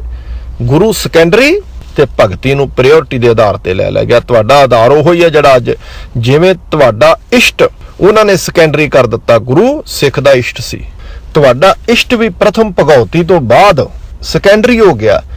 ਇਸੇ ਤਰੀਕੇ ਨਾਲ ਉਸ ਇਸ਼ਟ ਨੂੰ ਮੰਨਣ ਵਾਲੇ ਜਿਨ੍ਹਾਂ ਦਾ ਇਸ਼ਟ ਸੈਕੰਡਰੀ ਸੀ, ਉਹ ਭਾਰਤ ਦੇ ਵਿੱਚ ਦੂਜੇ ਦਰਜੇ ਦੇ ਸ਼ਹਿਰੀ ਹੋ ਗਏ। ਵਿਪਰ ਦੀ ਅਪਰੋਚ ਨੂੰ ਵਾਚ ਕਰੋ, ਉਹ ਤੁਹਾਨੂੰ ਦੂਜੇ ਦਰਜੇ ਦੇ ਸ਼ਹਿਰੀ ਨਹੀਂ ਬਣਾ ਰਿਹਾ, ਉਹਨੇ ਤੁਹਾਡੇ ਗੁਰੂਆਂ ਦੇ ਇਸ਼ਟ ਨੂੰ ਵੀ ਸੈਕੰਡਰੀ ਬਣਾ ਦਿੱਤਾ, ਉਹਨਾਂ ਨੂੰ ਵੀ ਦੂਜੇ ਦਰਜੇ ਤੇ ਲੈ ਜਾਂਦਾ। ਜਿਹਨੂੰ ਤੁਸੀਂ ਆਪ ਨਰਾਇਣ ਕਲਾ ਧਾਰ ਜਗ ਮੈਂ ਪਰਵਰਿਓ ਕਹਿੰਦੇ ਜੇ ਵੀ ਉਹ ਨਰਾਇਣੀ, ਉਹ ਅਕਾਲੀ ਗੁਰੂ, ਉਹਨੂੰ ਦੂਜੇ ਨੰਬਰ ਤੇ ਲਿਆਂਦਾ, ਭਗਉਤੀ ਉੱਤੇ ਫਿੱਟ ਕਰ ਦਿੱਤੀ। ਇਹੋ ਹਾਲ ਤੁਹਾਡਾ ਇਸ ਵੇਲੇ ਭਾਰਤ ਦੇ ਵਿੱਚ ਦੂਜੇ ਨੰਬਰ ਦੇ ਸ਼ਹਿਰੀ ਬਣ ਕੇ ਹੋਇਆ ਹੈ। ਪ੍ਰਥਮ ਭਗਉਤੀ ਸਿਮਰ ਕੇ ਗੁਰੂ ਨਾਨਕ ਲਈ ਤੇ ਆਏ। ਪਹਿਲਾਂ ਭਗਉਤੀ ਨੂੰ ਸਿਮਰ, ਫਿਰ ਨਾਨਕ ਵਾਲਾ, ਗੁਰੂ ਨਾਨਕ ਲਈ ਤੇ ਆਏ, ਫਿਰ ਥੱਲੇ ਨਵਾਂ ਗੁਰੂਆਂ ਦਾ ਨਾਮ। ਇਹ ਹੈ ਜਦੋਂ ਤੇਗ ਬਹਾਦਰ ਸਿਮਰਿਆ ਕਰਨੌਨ ਦਾਵੇ ਤਾਏ ਸਭ ਥਾਈ ਹੋਏ ਸਹਾਏ। ਇੱਥੇ ਇੱਕ ਪੌੜੀ ਖਤਮ ਹੋ ਜਾਂਦੀ ਦੁਰਗਾ ਕੀ ਵਾਰ ਦੀ। ਉਸ ਤੋਂ ਬਾਅਦ ਅਗਲੀ ਪੌੜੀ ਜਿਹੜੀ ਦੂਜੀ ਪੌੜੀ ਹੈ ਉਹ ਸ਼ੁਰੂ ਹੁੰਦੀ ਹੈ। ਖੰਡਾ ਪ੍ਰਥਮ ਮਨਾਏ ਕੇ ਜਿਨ ਸਭ ਸੰਸਾਰ ਉਪਾਇਆ, ਬ੍ਰਹਮਾ ਵਿਸ਼ਨ ਮਹੇਸ਼ ਸਾਜ ਕੁਦਰਤ ਦਾ ਖੇਲ ਰਚਾਇਆ, ਜਾਂ ਕੁਦਰਤ ਦਾ ਖੇਲ ਬਣਾਇਆ ਕਈਆਂ ਬੀੜਾਂ 'ਚ। ਸਿੰਧ ਪਰਵਤ ਮੇਦਨੀ ਬਿਨ ਥੰਮਾ ਗਗਨ ਰਹਾਇਆ, ਸਿਰਜੇ ਦਾਨੋ ਦੇਵਤੇ ਤਨੀ ਅੰਦਰ ਬਾਦ ਰਚਾਇਆ, ਤੈਹੀ ਦੁਰਗਾ ਸਾਜ ਕੇ ਦੈਂਤਾਂ ਦਾ ਨਾਸ਼ ਕਰਾਇਆ। ਇੱਥੇ ਧਿਆਨ ਰੱਖਿਓ, ਤੈਹੀ ਦੁਰਗਾ ਸਾਜ ਕੇ ਦੈਂਤਾਂ ਦਾ ਨਾਸ਼ ਕਰਾਇਆ। ਕਈ ਬੜਾ ਹੁੱਬ ਕੇ ਕਹਿੰਦੇ ਨੇ, ਵੇਖੋ ਜੀ ਦੁਰਗਾ ਸਾਜਣ ਵਾਲਾ ਕੌਣ ਸੀ? ਜੇ ਵਾਰ ਦੁਰਗਾ ਦੀ, ਤੇ ਦੁਰਗਾ ਨੂੰ ਸਾਜਿਆ ਕਿੰਨੇ? ਵਾਰ ਦੁਰਗਾ ਦੀ ਹੈ, ਪਰ ਪ੍ਰਥਮ ਰੂਪ ਦੇ ਵਿੱਚ ਭਗਉਤੀ ਦੇ ਅਰਥ ਮਹਾਕਾਲ ਆ ਰਹੇ ਨੇ ਇਸ ਪ੍ਰਕਰਨ ਦੇ ਵਿੱਚ। ਦੁਰਗਾ ਨੂੰ ਸਾਜਣ ਵਾਲਾ ਕੌਣ ਸੀ? ਉਹ ਮਹਾਕਾਲ। ਮਹਾਕਾਲ ਕੋ ਸਿੱਖਿਆ ਕਰ ਮਦਰਾ ਭਾਂਗ ਪਵਾਏ। ਮਹਾਕਾਲ ਕੌਣ ਹੈ? ਜਿਹੜਾ ਇਸ਼ਟ ਸਰੂਪ ਹੈ ਉਸ ਕਵੀ ਦਾ, ਜਿਹੜਾ ਕਵੀ ਇਹਨੂੰ ਇਸ਼ਟ ਮੰਨਦਾ। ਮਹਾਕਾਲ ਗਾੜੀ ਉਹ ਕਿਸ਼ਨ ਬਿਸ਼ਨ ਕਬਹੂ ਨਾ ਧਿਆਉ, ਕੋਈ ਕਿਸ਼ਨ ਤੇ ਬਿਸ਼ਨ ਉਹਦੇ ਗਾੜੀ ਖੜਾ ਨਹੀਂ ਕਰਦਾ। ਮਹਾਕਾਲ ਉਹਦਾ ਪੂਰਨ, ਉਹ ਕ੍ਰੀਏਟਰ ਦੇ ਰੂਪ ਦੇ ਵਿੱਚ ਉਹਦੀ ਪੂਜਾ ਕਰ ਰਿਹਾ ਹੈ ਕਵੀ। ਤੈਹੀ ਦੁਰਗਾ ਸਾਜ ਕੇ ਦੈਂਤਾਂ ਦਾ ਨਾਸ਼ ਕਰਾਇਆ। ਵੀ ਇਹ ਮਹਾਕਾਲ ਤੂੰ ਆਪ ਹੀ ਦੁਰਗਾ ਨੂੰ ਅਲਾਉ ਕੀਤਾ, ਆਰਡਰ ਕੀਤਾ ਵੀ ਜਾ। ਕੌਣ ਹੈ ਦੁਰਗਾ? ਮਹਾਕਾਲ, ਕਾਲਕਾ ਰਾਧੀ ਜਿਹੜੇ ਤੇਰੇ ਲਾਗੇ ਬੈਠੀ ਕਾਲਕਾ ਏ, ਉਹਨੂੰ ਭੇਜਿਆ ਵੀ ਜਾ, ਹੁਣ ਕਿੱਥੇ ਜਾ? ਦੈਂਤਾਂ ਦਾ ਨਾਸ਼ ਕਰ। ਤੇਥੋਂ ਹੀ ਬਲਰਾਮ ਲੈ ਬਾਣਾ ਰਾਵਣ ਘਾਇਆ। ਤੇਥੋਂ ਰਾਮ ਨੇ ਬਲ ਲਿਆ, ਰਾਮ ਨੇ ਤੇਥੋਂ ਬਲ ਲੈ ਕੇ ਤੇ ਰਾਵਣ ਨੂੰ ਬਾਣਾ ਨਾਲ ਵਿੰਨ ਦਿੱਤਾ। ਤੇਥੋਂ ਹੀ ਬਲ ਕਿਸ਼ਨ ਲੈ ਕੰਸ ਕੇਸੀ ਪਕੜ ਕਰਾਇਆ। ਕੰਸ ਨੂੰ ਵਾਲੋਂ ਫੜ ਕੇ ਤੇਰੇ ਤੋਂ ਬਲ ਲੈ ਕੇ ਕਿਸ਼ਨ ਨੇ ਧੋਇਆ। ਵੱਡੇ ਵੱਡੇ ਮੁਨ ਦੇਵਤੇ ਕਈ ਯੁਗ ਤਿਨੀ ਤਨ ਤਾਇਆ, ਕਿੰਨੇ ਤੇਰਾ ਅੰਤ ਨਾ ਪਾਇਆ। ਹੇ ਮਹਾਕਾਲ ਤੇਰਾ ਕਿਸੇ ਨੇ ਅੰਤ ਨਹੀਂ ਹੋ ਪਾਇਆ। ਤੂੰ ਉਹ ਮਹਾਕਾਲ ਹੈ ਜਿਹੜਾ ਪ੍ਰਥਮ ਰੂਪ ਦੇ ਵਿੱਚ ਹੈ। ਤੇਰੇ ਤੋਂ ਬਾਅਦ ਸਾਰੇ ਗੁਰੂ ਆਉਂਦੇ ਨੇ ਤੇ ਤੂੰ ਦੁਰਗਾ ਨੂੰ ਸਾਜਦਾ ਹੈ, ਤੂੰ ਸਾਰਿਆਂ ਦੀ ਸਾਰੀ ਸ੍ਰਿਸ਼ਟੀ ਦਾ ਰਚਨ ਕਰਦਾ ਹੈ। ਫੇਰ ਅਗਲੇ ਬੰਨੇ ਆ ਜਾਓ। ਹੁਣ ਇਹ ਹੋ ਗਈ ਦੂਜੀ ਪੌੜੀ। ਤੀਜੀ ਦੀ ਗੱਲ ਕਰੋ ਦੁਰਗਾ ਦੀ ਵਾਰ ਦੀ। ਸਾਧੂ ਸਤਯੁਗ ਬੀਤਿਆ, ਵੀ ਸਤਯੁਗ ਬੀਤ ਗਿਆ। ਅਸਧੀਲੀ ਅਦਸੀਲੀ ਤ੍ਰੇਤਾ ਆਇਆ, ਨੱਚੀ ਕਲ ਸਰੋਸਰੀ ਕਲ ਨਾਰਦ ਡੋਰ ਵਾਇਆ। ਵੀ ਜਦੋਂ ਸਾਧੂ ਰੁਚੀਆਂ ਵਾਲਾ ਸਤਯੁਗ ਬੀਤ ਗਿਆ ਤੇ ਤ੍ਰੇਤਾ ਆ ਗਿਆ। ਹੁਣ ਗੱਲ ਇੱਥੋਂ ਸਿੱਧ ਹੋ ਗਈ ਵੀ ਇਹ ਜਿਹੜੀ ਆ ਜਿੰਨੀ ਕਥਾ ਇਹ ਤ੍ਰੇਤੇ ਯੁੱਗ ਦੀ ਹੈ। ਅੱਗੇ ਜਾ ਕੇ ਤੁਸੀਂ ਵੇਖਣਾ ਵੀ ਇਸੇ ਤ੍ਰੇਤੇ ਯੁੱਗ ਦੀ ਕਥਾ ਦੇ ਵਿੱਚ ਨਮਾਜ਼ ਦੀ ਗੱਲ ਵੀ ਹੋਈ ਜਾਂਦੀ ਹੈ, ਵਿੱਚ ਕਾਬੇ ਦੀ ਗੱਲ ਵੀ ਹੋ ਜਾਣੀ ਇੱਥੇ ਆਣ ਕੇ, ਵਿੱਚ ਇਹ ਮੁਗਲਾਂ ਦਾ ਜਿਹੜੀ ਉਹ ਪਰੰਪਰਾਵਾਂ ਨੇ ਸਾਰੀਆਂ ਇਸ ਤ੍ਰੇਤੇ ਯੁੱਗ 'ਚ ਪਹੁੰਚ ਜਾਣੀਆਂ ਨੇ। ਤੇ ਮੁਗਲ ਕਾਲ ਕਦੋਂ ਆਇਆ ਸੀ? ਤ੍ਰੇਤੇ ਯੁੱਗ ਦੇ ਵਿੱਚ। ਧਿਆਨ ਨਾਲ ਸੁਣਿਓ ਇਹਨੂੰ ਜਰਾ। ਅਭਿਮਾਨ ਉਤਾਰਨ ਦੇਵਤਿਆਂ ਮਹਿਖਾਸੁਰ ਸੋਂਭਿਆ ਪਾਇਆ। ਦੇਵਤੇ ਅਭਿਮਾਨੀ ਹੋ ਗਏ ਤੇ ਕੀ ਕੀਤਾ ਮਹਾਕਾਲ ਨੇ? ਉਹਨਾਂ ਦਾ ਅਭਿਮਾਨ ਉਤਾਰਨ ਵਾਸਤੇ ਇੱਕ ਬੰਨੇ ਮਹਿਖਾਸੁਰ ਤੇ ਸ਼ੁੰਭ ਨੂੰ ਪੈਦਾ ਕਰ ਦਿੱਤਾ। ਹੁਣ ਮਹਿਖਾਸੁਰ ਤੇ ਸ਼ੁੰਭ ਇਹ ਦੋ ਮੇਨ ਰਾਜੇ ਰਾਖਸ਼ ਨੇ, ਲੀਡਰ ਰਾਖਸ਼ ਜਿਹੜੇ ਨੇ। ਜੀਤ ਲਏ ਤਿੰਨ ਦੇਵਤੇ ਤਾਂ ਲੋਕੀ ਰਾਜ ਕਮਾਇਆ। ਉਹਨਾਂ ਨੇ ਕੀ ਕੀਤਾ ਵੀ ਸਾਰੇ ਦੇਵਤੇ ਜਿੱਤ ਲਏ ਤੇ ਤਿੰਨਾਂ ਲੋਕਾਂ ਦੇ ਰਾਜ ਸਥਾਪਿਤ ਕਰ ਦਿੱਤਾ ਉਹਨਾਂ ਨੇ। ਵੱਡਾ ਵੀਰ ਖਾਏ ਕੇਸਰ ਉੱਪਰ ਛਤਰ ਫਰਾਇਆ। ਵੱਡੇ ਵੀਰ ਖਵਾਏ ਦਿੱਤਾ ਇੰਦਰ ਨਕਾਲ ਕੇ ਤਿੰਨ ਗਿਰ ਕੈਲਾਸ਼ ਤਕਾਇਆ। ਡਰ ਕੇ ਹੱਥੋਂ ਦਾਨਵੀ ਦਿਲ ਅੰਦਰ ਤਰਾਸ ਵਧਾਇਆ। ਪਾਸ ਦੁਰਗਾ ਦੇ ਅੰਦਰ ਆਇਆ। ਵੀ ਜਦੋਂ ਇਹਨਾਂ ਨੂੰ ਕੁੱਟ ਪਈ ਦੇਵਤਿਆਂ ਨੂੰ, ਦੇਵਤਾ ਸੁਰ ਸਨ, ਸ਼ਰਾਬੀ ਸਨ। ਸੁਰ ਮਤਲਬ ਹੁੰਦਾ ਸ਼ਰਾਬ। ਵੀ ਇਹ ਸ਼ਰਾਬੀ ਜਿਹੜੇ ਜਿੰਨੇ ਸਨ ਇਹਨਾਂ ਨੇ ਕੁੱਟ ਖਾਧੀ। ਅਸਲ ਕੌਣ ਸਨ? ਜਦੋਂ ਤੁਸੀਂ ਸ਼ੂਦ ਕਰਤਾਵਾਂ ਦੀਆਂ ਪੁਸਤਕਾਂ ਪੜ੍ਹਦੇ ਨੇ ਨਾ, ਇਹ ਜਿਹੜੇ ਦੇਵਤੇ ਸਨ ਇਹ ਆਪਣੇ ਆਪ ਨੂੰ ਆਰੀਅਨ ਲੋਕ ਕਹਿਣ ਵਾਲੇ ਸਨ। ਤੇ ਜਿਨ੍ਹਾਂ ਨੂੰ ਇਹ ਰਾਖਸ਼ ਕਹਿੰਦੇ ਸਨ ਇਹ ਭਾਰਤ ਦੇ ਮੂਲ ਨਿਵਾਸੀ ਸਨ ਸ਼ੂਦ ਕਰਤਾਵਾਂ ਅਨੁਸਾਰ। ਤਾਈਓ ਮਹਿਖਾਸੁਰ ਦੀ ਉਹ ਪੂਜਾ ਕਰਦੇ ਨੇ, ਮਹਿਖਾਸੁਰ ਨੂੰ ਜਰਨੈਲ ਮੰਨਦੇ ਨੇ। ਇੱਥੇ ਮਹਿਖਾਸੁਰ ਰਾਖਸ਼ ਦੇ ਰੂਪ ਦੇ ਵਿੱਚ ਦਿਖਾਇਆ ਗਿਆ। ਹੁਣ ਇੰਦਰ ਨੂੰ ਪਈ ਕੁੱਟ। ਇੰਦਰ ਹੈ ਵੀ ਕੁੱਟ ਵਾਲਾ ਸੀ। ਜਦੋਂ ਇਹਨੂੰ ਕੁੱਟ ਪਈ ਇਹਨੂੰ ਮਾਰਿਆ ਚੁੱਕ ਕੇ ਬਾਹਰ। ਤੇ ਫਿਰ ਇਹਨੇ ਕੀ ਕੀਤਾ ਵੀ ਹੁਣ ਮੈਂ ਜਾ ਕੇ ਦੁਰਗਾ ਨੂੰ ਲੱਭਾਂ। ਇੱਕ ਦਿਹਾੜੇ ਆਈ ਨਾਵਨ ਦੁਰਗਸ਼ਾ ਇੰਦਰ ਬਿਰਥਾ ਸੁਣਾਈ ਆਪਣੇ ਹਾਲ ਦੀ। ਇਹ ਏਡਾ ਬੇਸ਼ਰਮ ਜੇ ਇੰਦਰ, ਇਹਨੂੰ ਇਹ ਨਹੀਂ ਪਤਾ ਵੀ ਦੁਰਗਾ ਨਹਾਉਣ ਆਈ ਹੈ। ਇੱਕ ਦਿਨ ਨਾਵਨ ਦੁਰਗਸ਼ਾ ਇੰਦਰ ਬਿਰਥਾ ਸੁਣਾਈ ਆਪਣੇ ਹਾਲ ਦੀ। ਕਿ ਜਿਸ ਦਿਹਾੜੇ ਦੁਰਗਾ ਨਹਾਉਣ ਆਈ ਨਾ, ਇਸ਼ਨਾਨ ਪਾਣੀ ਕਰਨ ਆਈ, ਤੇ ਇੰਦਰ ਉੱਥੇ ਪਹੁੰਚ ਗਿਆ ਵੀ ਬੇਸ਼ਰਮਾ ਉਹਨੂੰ ਨਹਾ ਲੈਣ ਦੇ। ਉਹ ਨਹਾ ਨੂੰ ਕੇ ਜਦੋਂ ਬਾਹਰ ਆਏਗੀ ਤੇ ਆਪਣੀ ਗੱਲਬਾਤ ਕਰ ਲਈ, ਉਹਦੇ ਦਰਬਾਰ ਚਲੇ ਜੀ। ਤੂੰ ਉੱਥੇ ਜਾ ਵੜਿਆ ਜਿੱਥੇ ਦੁਰਗਾ ਨਹਾਉਣ ਜਾਂਦੀ ਹੈ। ਇਹਦਾ ਹਾਲ ਇੰਦਰ ਦਾ ਸ਼ੁਰੂ ਤੋਂ ਬਦਮਾਸ਼ਾਂ ਵਾਲਾ ਹੀ ਰਿਹਾ ਹੈ। ਕਦੀ ਇਹ ਗੌਤਮ ਰਿਖੀ ਦੇ ਦਿਵਾਲੇ ਹੋ ਗਿਆ, ਉਹਦੀ ਘਰਵਾਲੀ ਦੇ ਦਿਵਾਲੇ। ਤੁਸੀਂ ਪੜ੍ਹਦੇ ਜੇ ਗੁਰਬਾਣੀ ਦਾ ਫੈਸਲਾ ਹੈ। ਗੌਤਮ ਤਪਾ ਅਹਿਲਿਆ ਨਾਰੀ ਤਿਸ ਦੇਖ ਇੰਦਰ ਲੁਭਾਇਆ ਗਿਆ। ਗੌਤਮ ਤਪੇ ਦੀ ਅਹਿਲਿਆ ਨਾਰੀ ਨੂੰ ਵੇਖ ਕੇ ਏਡਾ ਬੇਸ਼ਰਮ। ਸ਼ੁਰੂ ਤੋਂ ਹੀ ਜਿੱਥੇ ਕੋਈ ਚੰਗੀ ਜਨਾਨੀ ਜਾਂ ਕੋਈ ਇਨਫਲੂਐਂਸ ਵਾਲੀ ਜਨਾਨੀ ਵੇਖਦਾ ਤਾਂ ਮਗਰ ਹੀ ਤੁਰ ਪੈਂਦਾ। ਇੱਕ ਦਿਹਾੜੇ ਨਹਾਵਣੇ ਆਈ ਦੁਰਗਸ਼ਾ ਇੰਦਰ ਬਿਰਥਾ ਸੁਣਾਈ ਆਪਣੇ ਹਾਲ ਦੀ। ਨਹਾਉਣ ਆਈ ਦੁਰਗਾ ਦੇ ਮਗਰ ਤੁਰ ਪਿਆ ਤੇ ਜਾ ਕੇ ਬਿਰਥਾ ਸੁਣਾਈ ਉਹਨੂੰ ਵੀ ਮੇਰੀ ਬੋੜੀ ਕਰੋ, ਮੇਰਾ ਲੁੱਟਿਆ ਗਿਆ ਜੇ ਰਾਜ, ਮਹਿਖਾਸੁਰ ਨੇ ਚੁੱਕ ਕੇ ਬਾਹਰ ਮਾਰਿਆ ਜੇ ਮੈਨੂੰ। ਇੱਕ ਗੱਲ ਹੋਰ ਯਾਦ ਰੱਖਿਓ, RSS ਦੀਆਂ ਕਿਤਾਬਾਂ ਲਿਟਰੇਚਰ ਜਿਹੜਾ ਹੈ ਉਹਦੇ ਵਿੱਚ ਇਸੇ ਇੰਦਰ ਤੋਂ ਜਦੋਂ ਅਮਰ ਸੰਚਾਰ ਹੋਇਆ ਹੈ, ਜਦੋਂ ਖੰਡੇ ਦੀ ਪਹੁਲ ਤਿਆਰ ਹੋਈ ਹੈ, ਇਸੇ ਇੰਦਰ ਦੇ ਕੋਲੋਂ ਪਤਾਸੇ ਪਵਾਏ ਗਏ ਜੇ ਵੀ ਦੇਵਤੇ ਰੂਪੀ ਇੰਦਰ ਕੋ ਪਤਾਸੇ ਮੰਗੇ।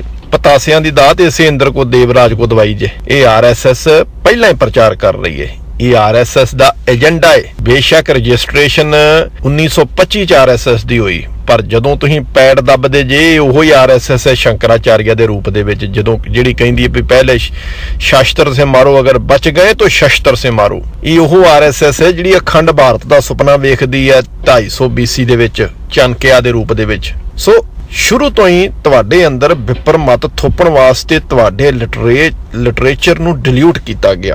ਹੁਣ ਇੰਦਰ ਚੀਕਾ ਮਾਰਦਾ, ਬੇਸ਼ਰਮ ਕਿਸਮ ਦਾ ਇਹ ਦੇਵਤਾ।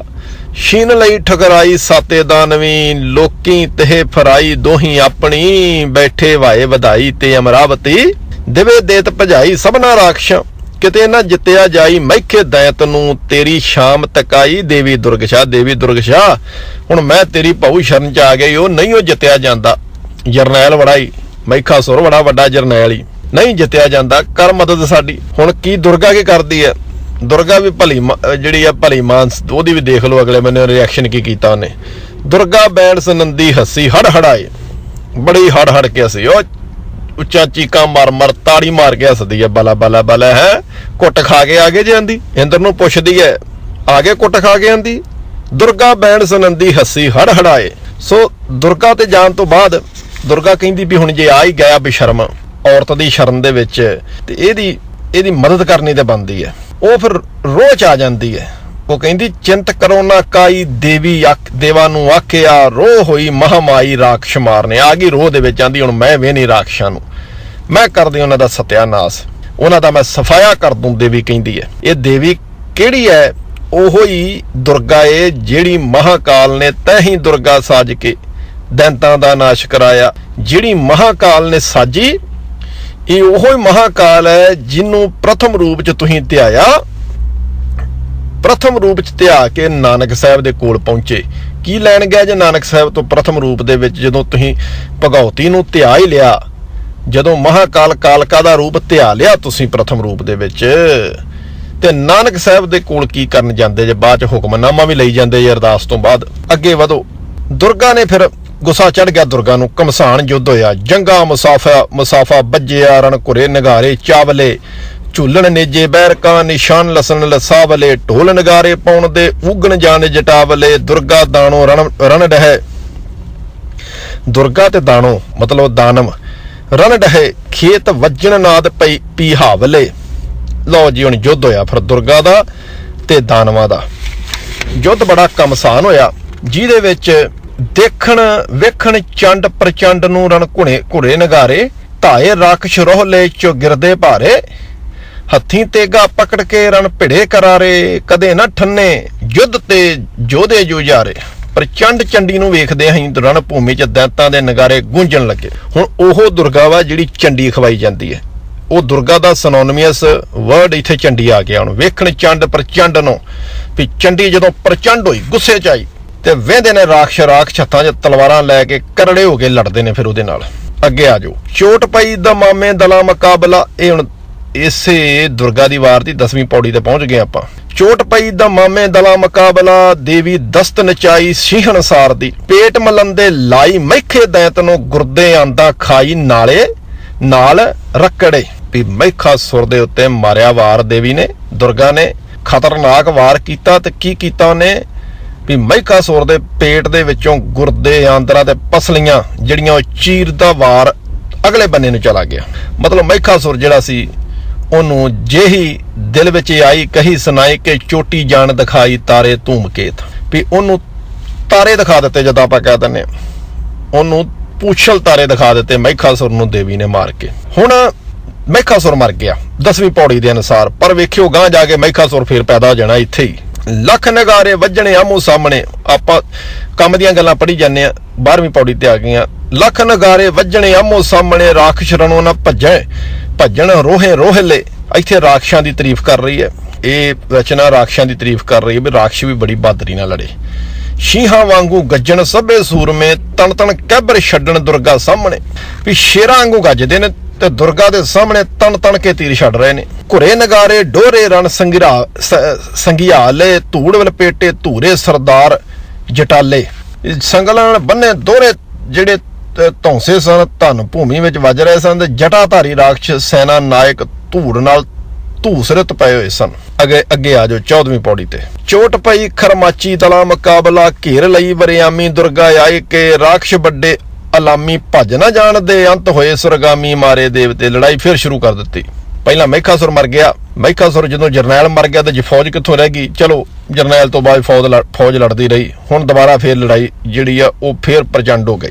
ਅਣਗਣਤ ਘੁਰੇ ਨਗਾਰੇ ਦਲਾ ਪੜ੍ਹੰਦਿਆਂ, ਪਾਏ ਮਹਿਖਲ ਭਾਰੇ ਦੇਵਾਂ ਦਾਨਵਾਂ, ਵਾਹਣ ਫਟ ਕਰਾਰੇ ਰਾਖਸ਼ ਰੋਹਲੇ, ਜਾਪਣ ਤੇਰੀ ਆਰੇ ਮਿਹਾਨੋ ਧੁਈਆਂ। ਫੇਰ ਦੁਬਾਰਾ ਨਗਾਰੇ ਵੱਜੇ। ਹੁਣ ਜੰਗ ਚਲਦੀ ਚ ਬੰਦ ਹੋ ਕੇ ਦੁਬਾਰਾ ਫੇਰ ਸ਼ੁਰੂ ਕਰ ਦਿੱਤੀ ਮਹਿਕਾਸੁਰ ਦੇ ਮਰਨ ਤੋਂ ਬਾਅਦ। ਹੁਣ ਮਹਿਕਾਸੁਰ ਗਿਆ ਜੇ ਮਰ 10ਵੀਂ ਪੌੜੀ ਦੇ ਅਨੁਸਾਰ, ਪਰ ਇਸ ਰਚਨਾ ਨੇ ਦੁਬਾਰਾ ਮਹਿਕਾਸੁਰ ਫੇਰ ਕੱਢ ਲਿਆਉਣਾ ਜੀ। ਹੁਣ ਪਤਾ ਨਹੀਂ ਉਹ ਕਿੱਥੋਂ ਦੁਬਾਰਾ ਨਿਕਲ ਕੇ ਆ ਜਾਂਦਾ ਜੇ। ਵੱਡੇ ਯੋਧੇ ਮਨਾਰੇ ਜਾਪਣ ਖੇਤ ਵਿੱਚ, ਦੇਵੀ ਆਪ ਸਵਾਰੇ ਪੱਬਾਂ ਜਵੇਹਣੇ। ਮਤਲਬ ਪਰਵਤਾਂ ਵਰਗੇ ਦੈਂਤ ਜਿਹੜੇ ਦੇਵੀ ਨੇ ਆਪ ਮਾਰੇ, ਮੂੰਹ ਵਿੱਚੋਂ ਹਾਰ ਗਏ ਨਹੀਂ ਕਹਿੰਦੇ ਸਨ, ਮਤਲਬ ਲੜਦੇ ਸਨ ਸਾਹਮਣੇ ਦੈਂਤ ਖੜ ਕੇ।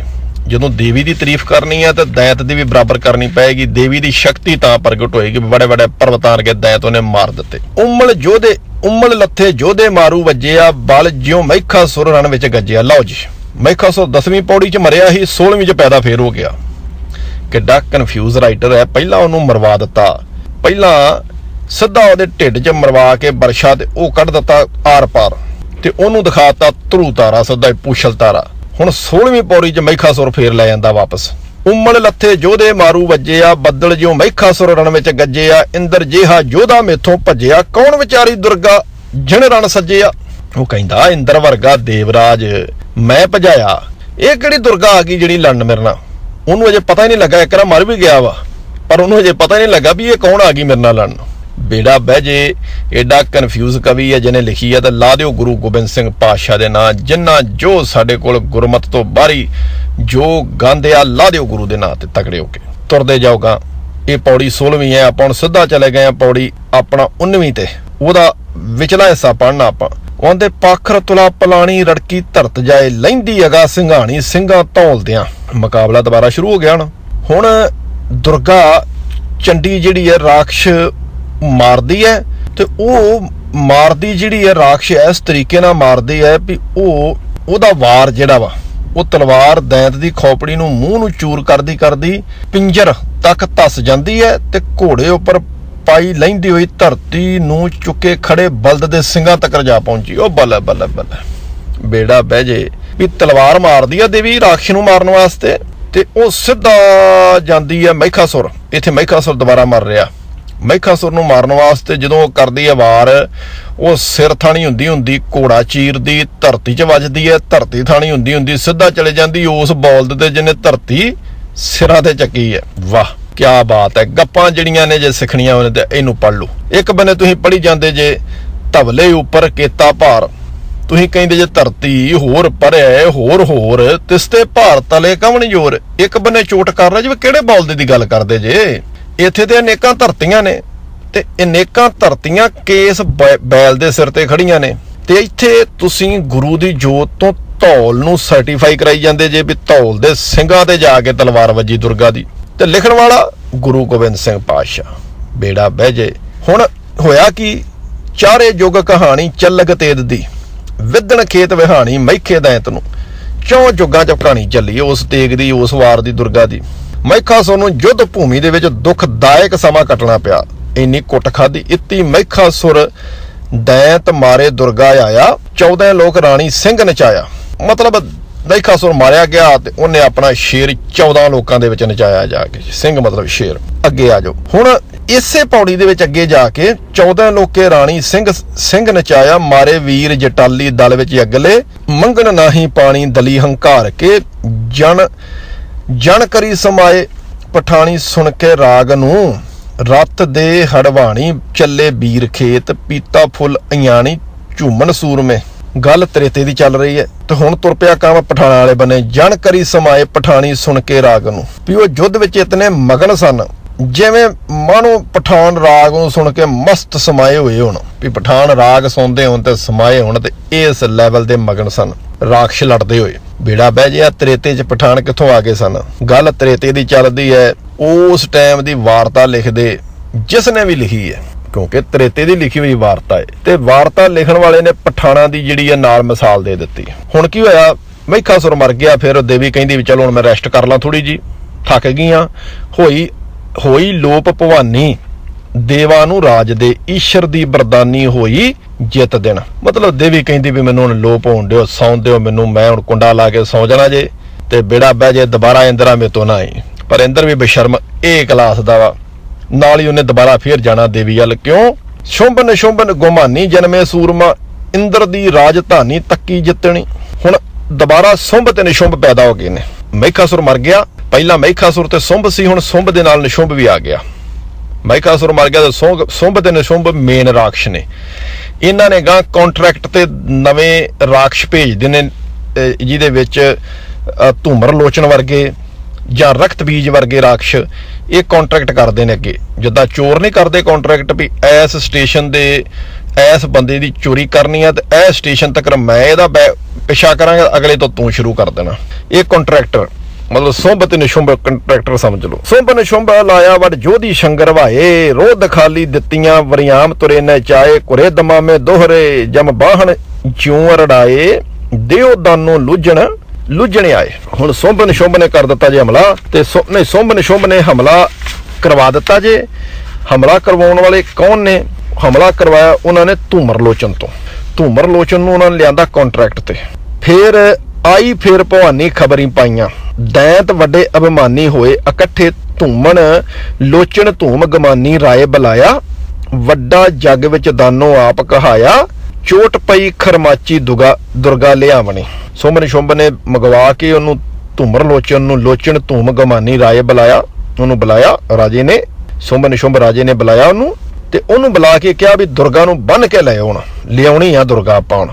ਕੜਕ ਉੱਠੀ ਰਣ ਚੰਡੀ ਫੌਜਾਂ ਦੇਖ ਕੇ ਧੂਆ ਮਿਆਨੋ ਖੰਡਾ ਧਾਈ ਸਾਹਮਣੇ ਸਭੇ ਵੀਰ ਸੰਘਾਰੇ ਧੂਮਰ ਨੈਣ ਦੇ ਜਣ ਲੈ ਕੱਟੇ ਆਰੇ ਦਰਖਤ ਵਾਢੀਆਂ। ਵੀ ਧੂਮਰ ਲੋਚਨ ਦੇ ਜਿੰਨੇ ਵੀਰ ਸਨ ਉਹ ਚੰਡੀ ਆ ਗਈ ਗੁੱਸੇ ਚ, ਉਹਨੇ ਕੱਟ ਛੱਡੇ। ਜਿਵੇਂ ਦਰਖਤ ਆਪਾਂ ਕੱਟਦੇ ਆ ਤੇ ਜਿਵੇਂ ਵਾਢੀਆਂ ਦੇ ਵਿੱਚ ਕਣਕ ਕੱਟ ਕੇ ਸੁੱਟ ਦੇਈਦੀ ਹੈ, ਜਿਵੇਂ ਦਰਖਤਾਂ ਨੂੰ ਆਰੇ ਕੱਟ ਕੇ ਸੁੱਟ ਦਿੰਦੇ ਨੇ ਤੇ ਜਿਵੇਂ ਵਾਢੀਆਂ ਪੈਂਦੀਆਂ ਨੇ, ਇਸ ਲੈਵਲ ਦਾ ਕੰਮ ਧੂਮਰ ਲੋਚਨ ਦੇ ਵੀਰਾਂ ਦੇ ਨਾਲ ਚੰਡੀ ਨੇ ਕਰ ਦਿੱਤਾ। ਹੁਣ ਉਸ ਤੋਂ ਅੱਗੇ ਜਾ ਕੇ ਧੂਮਰ ਲੋਚਨ ਜਿਹੜਾ ਵਾ, ਜਦੋਂ ਵੀਰ ਮਾਰੇ ਗਏ ਤਾਂ ਧੂਮਰ ਲੋਚਨ ਦਾ ਵੀ ਵੱਧ ਹੋ ਗਿਆ। ਧੂਮਰ ਲੋਚਨ ਕੰਟਰੈਕਟਰ ਸੀ, ਕੰਟਰੈਕਟ ਤੇ ਲਿਆਂਦਾ ਗਿਆ ਸੀ, ਕੰਟਰੈਕਟਡ ਸੀ। ਜੰਪੁਰ ਦੀਆ ਪਠਾਈ ਲੋਚਨ ਧੂਮਨੋਂ ਆਪੇ ਦਿੱਤੀ ਸਾਈ ਮਾਰਨ ਸੁੰਭ ਦੀ। ਵੀ ਧੂਮਰ ਨੇ ਇਹਨੂੰ ਜੰਪੁਰੀ ਵਾਲ ਭੇਜ ਦਿੱਤਾ। ਇੰਜ ਪ੍ਰਤੀਤ ਹੁੰਦਾ ਹੈ ਕਿ ਸੁੰਭ ਨੂੰ ਮਾਰਨ ਦੀ ਸਾਈ ਦਿੱਤੀ ਹੋਵੇ, ਵੀ ਜਦੋਂ ਮਰ ਗਿਆ ਨਾ ਉਹਦੇ ਰਾਹੀਂ ਇਨਵਾਈਟ ਕੀਤਾ ਹੋਵੇ ਵੀ ਸੁੰਭ ਤੇਰੀ ਵਾਰੀ ਆਉਣ ਵਾਲੀ, ਹੁਣ ਤੂੰ ਨਵੇਂ ਰਾਖਸ਼ ਕੰਟਰੈਕਟ ਤੇ ਲਿਆ ਕੇ ਮੇਰੇ ਵੱਲ ਭੇਜਦਾ ਨਾ, ਹੁਣ ਮੈਂ ਤੈਨੂੰ ਫੜਨਾ ਹੀ। ਫਿਰ ਕੀ ਹੋਇਆ, ਰਾਜਾ ਸ਼ੁੰਭ ਆ ਗਿਆ ਦੁਬਾਰਾ। ਆਂਦਾ ਭੰਨੇ ਦੈਤ ਪਕਾਰੇ ਰਾਜੇ ਸੁੰਭ ਥੇ ਲੋਚਨ ਧੂਮ ਸੰਘਾਰੇ ਸਣੇ ਸਿਪਾਹੀਆਂ ਚੁਣ ਚੁਣ ਯੋਧੇ ਮਾਰੇ ਅੰਦਰ ਖੇਤ ਦੇ ਜਾਪਣੇ ਅੰਬਰ ਤਾਰੇ ਡਿੱਗਣ ਸੂਰਮੇ। ਉਹ ਸਾਰੀ ਜੰਗ ਦੀ ਬਿਰਥਾ ਦੱਸ ਰਿਹਾ ਵੀ ਏਦਾਂ ਹੋਈ ਧੂਮਰ ਲੋਚਨ ਨਾਲ। ਰਾਜੇ ਸ਼ੁੰਭ ਨੇ ਹੁਣ ਦੁਬਾਰਾ ਚੰਡ ਔਰ ਮੁੰਡ ਨੂੰ ਭੇਜਿਆ। ਇਹ ਨਵੇਂ ਆ ਗਏ ਵੀ ਨਵੇਂ ਗੁੰਡੇ ਹੋਏ, ਰੋਹੇ ਹੋਏ ਬੁਲਾਏ ਰਾਖਸ਼ ਸ਼ੁੰਭ ਨੇ ਬੈਠੇ ਮਤਾ ਪਕਾਏ ਦੇਵੀ ਲਿਆਵਣੀ। ਚੰਡ ਔਰ ਮੁੰਡ ਪਠਾਏ ਬਹੁਤਾ ਕਟਕ ਦੇ ਜਾਪੇ ਛੱਪਰ ਛਾਏ ਬਣੀਆਂ ਕੇਮਜਾਂ ਜੇਤੇ ਰਾਏ ਬੁਲਾਏ ਚੱਲੇ ਯੁੱਧ ਨੂੰ ਜਣ ਜਮ ਪਕੜ ਚਲਾਏ ਸਭੇ ਮਾਰਨੇ। ਹੁਣ 30ਵੀਂ ਪੌੜੀ ਦੇ ਵਿੱਚ ਚੰਡ ਤੇ ਮੁੰਡ ਜਾ ਰਹੇ ਨੇ ਤੇ ਭੇਜਣ ਵਾਲਾ ਕੌਣ ਹੈ, ਰਾਜਾ ਸ਼ੁੰਭ। ਰਾਜਾ ਸ਼ੁੰਭ ਜਿਹੜਾ ਉਹ ਵੀ ਰਾਖਸ਼ ਆ, ਪਰ ਉਹ ਪਹਿਲਾਂ ਆਪਣੇ ਕੰਟਰੈਕਟ ਤੇ ਲੈ ਕੇ ਬੰਦੇ ਬਾਹਰੋਂ ਭੇਜਦਾ ਹੈ। ਪਹਿਲਾਂ ਧੂਮਰ ਲੋਚਨ ਨੂੰ ਜਿਹੜਾ ਵਾ ਉਹਨੂੰ ਕੁੱਟ ਪਵਾਈ, ਹੁਣ ਉਹਨੇ ਭੇਜੇ ਚੰਡ ਤੇ ਮੁੰਡ। ਤੇ ਕੀ ਹੋਇਆ, ਚੰਡ ਤੇ ਮੁੰਡ ਵੀ ਮਾਰੇ ਗਏ। ਦੇਵੀ ਫਿਰ ਆ ਗਏ ਗੁੱਸੇ 'ਚ, ਢੋਲ ਨਗਾਰੇ ਵੱਜੇ ਤੇ ਉਹਨੇ ਚੰਡ ਤੇ ਮੁੰਡ ਨੂੰ ਵੀ ਢਾ ਲਿਆ। ਜਿੰਨੀ ਦਸਤੇ ਉਠਾਏ ਰਹੇ ਨਾ ਜੀਵ ਦੇ ਚੰਡ ਔਰ ਮੁੰਡ ਖਪਾਏ ਦੋਨੋਂ ਦੇਵਤਾ। ਵੀ ਦੇਵਤੇ ਨੇ ਉਹਨਾਂ ਨੂੰ ਮਾਰ ਦਿੱਤਾ। ਅੱਗੇ ਵਾਰੀ ਆ ਗਈ ਰਕਤ ਬੀਜ ਦੀ। ਇਹ ਸਭ ਕੰਟਰੈਕਟ ਤੇ ਲੈ ਕੇ ਗਏ ਭੇਜੇ ਹੋਏ ਗੁੰਡੇ ਨੇ। ਰਕਤ ਬੀਜ ਆਇਆ, ਲਓ ਜੀ ਰਕਤ ਬੀਜ ਨੂੰ ਵੀ ਦੁਰਗਾ ਨੇ ਝਾੜ ਦਿੱਤਾ ਗੱਡੀ। ਦੁਰਗਾ ਦਾਨੋਂ ਮਾਰੇ ਰੋਹ ਵਢਾਏ ਕੇ ਸਿਰ ਵਿੱਚ ਤੇਗ ਵਗਾਈ ਸਰੋਵਨਤ ਬੀਜ ਦੇ। ਵੀ ਰਕਤ ਬੀਜ ਦੇ ਸਿਰ 'ਚ ਮਾਰੀ ਤੇਗ ਤੇ ਉਹ ਵੀ ਮਾਰਿਆ ਗਿਆ।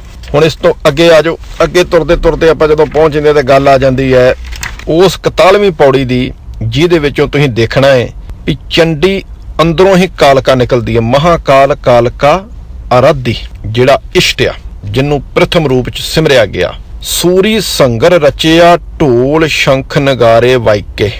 ਸੂਰਵੀਰਾਂ ਨੇ ਢੋਲ ਸ਼ੰਖ ਤੇ ਨਗਾਰੇ ਵਜਾ ਕੇ ਯੁੱਧ ਸ਼ੁਰੂ ਕਰ ਦਿੱਤਾ। ਚੰਡ ਚਤਾਰੀ ਕਾਲਕਾ ਮਨ ਬਹਲਾ ਰੋਹ ਵਢਾਈ ਕੇ। ਚੰਡੀ ਨੇ ਆਪਣੇ ਮਨ ਵਿੱਚ ਬਹੁਤ ਰੋਹ ਵਧਾ ਕੇ ਕਾਲਕਾ ਦਾ ਧਿਆਨ ਕੀਤਾ। ਨਿਕਲੀ ਮੱਥਾ ਫੋੜ ਕੇ ਜਨ ਫਤਿਹ ਨਿਸ਼ਾਨ ਬਜਾਈ ਕੇ। ਉਹ ਕਾਲਕਾ ਉਹਦੇ ਮੱਥੇ ਵਿੱਚੋਂ ਮੱਥਾ ਪਾੜ ਕੇ ਬਾਹਰ ਨਿਕਲ ਆਈ।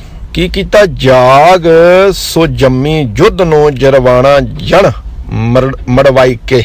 ਅਗਨੀ ਜਾਗ ਰੂਪੀ ਕਾਲਕਾ ਯੁੱਧ ਕਰਨ ਲਈ ਚੱਲ ਪਈ, ਮਾਨੋ ਸ਼ਿਵ ਤੋਂ ਵੀਰ ਭੱਦਰ ਪੈਦਾ ਹੋਇਆ ਹੋਵੇ। ਹੁਣ ਇੱਥੇ ਕਾਲਕਾ ਪ੍ਰਗਟ ਹੋ ਗਈ ਪ੍ਰਤੱਖ ਰੂਪ ਦੇ ਵਿੱਚ, ਰੋਚ ਆ ਗਈ। ਹੁਣ ਜਿਹੜੇ ਰਹਿੰਦੇ ਖੁੰਦੇ ਰਾਖਸ਼ ਸਨ ਉਹਨੂੰ ਚੰਡੀ ਨੇ ਪਾਈਆਂ ਭਾਜਣਾ ਤੇ ਧੰਨ ਕਰਵਾ ਦਿੱਤੀ। ਗੱਲ ਦੇਵਤਿਆਂ ਦੇ ਹੱਕ 'ਚ ਭੁਗਤਣੀ ਸ਼ੁਰੂ ਹੋ ਗਈ। ਹੁਣ ਗੱਲ ਤੁਰਦੀ ਹੈ ਰਾਜੇ ਸ਼ੁੰਭ ਦੀ, ਕਿਉਂਕਿ ਸ਼ੁੰਭ ਨਿਸ਼ੁੰਭ ਮੇਨ ਨੇ ਉਹ ਰਹਿ ਗਏ।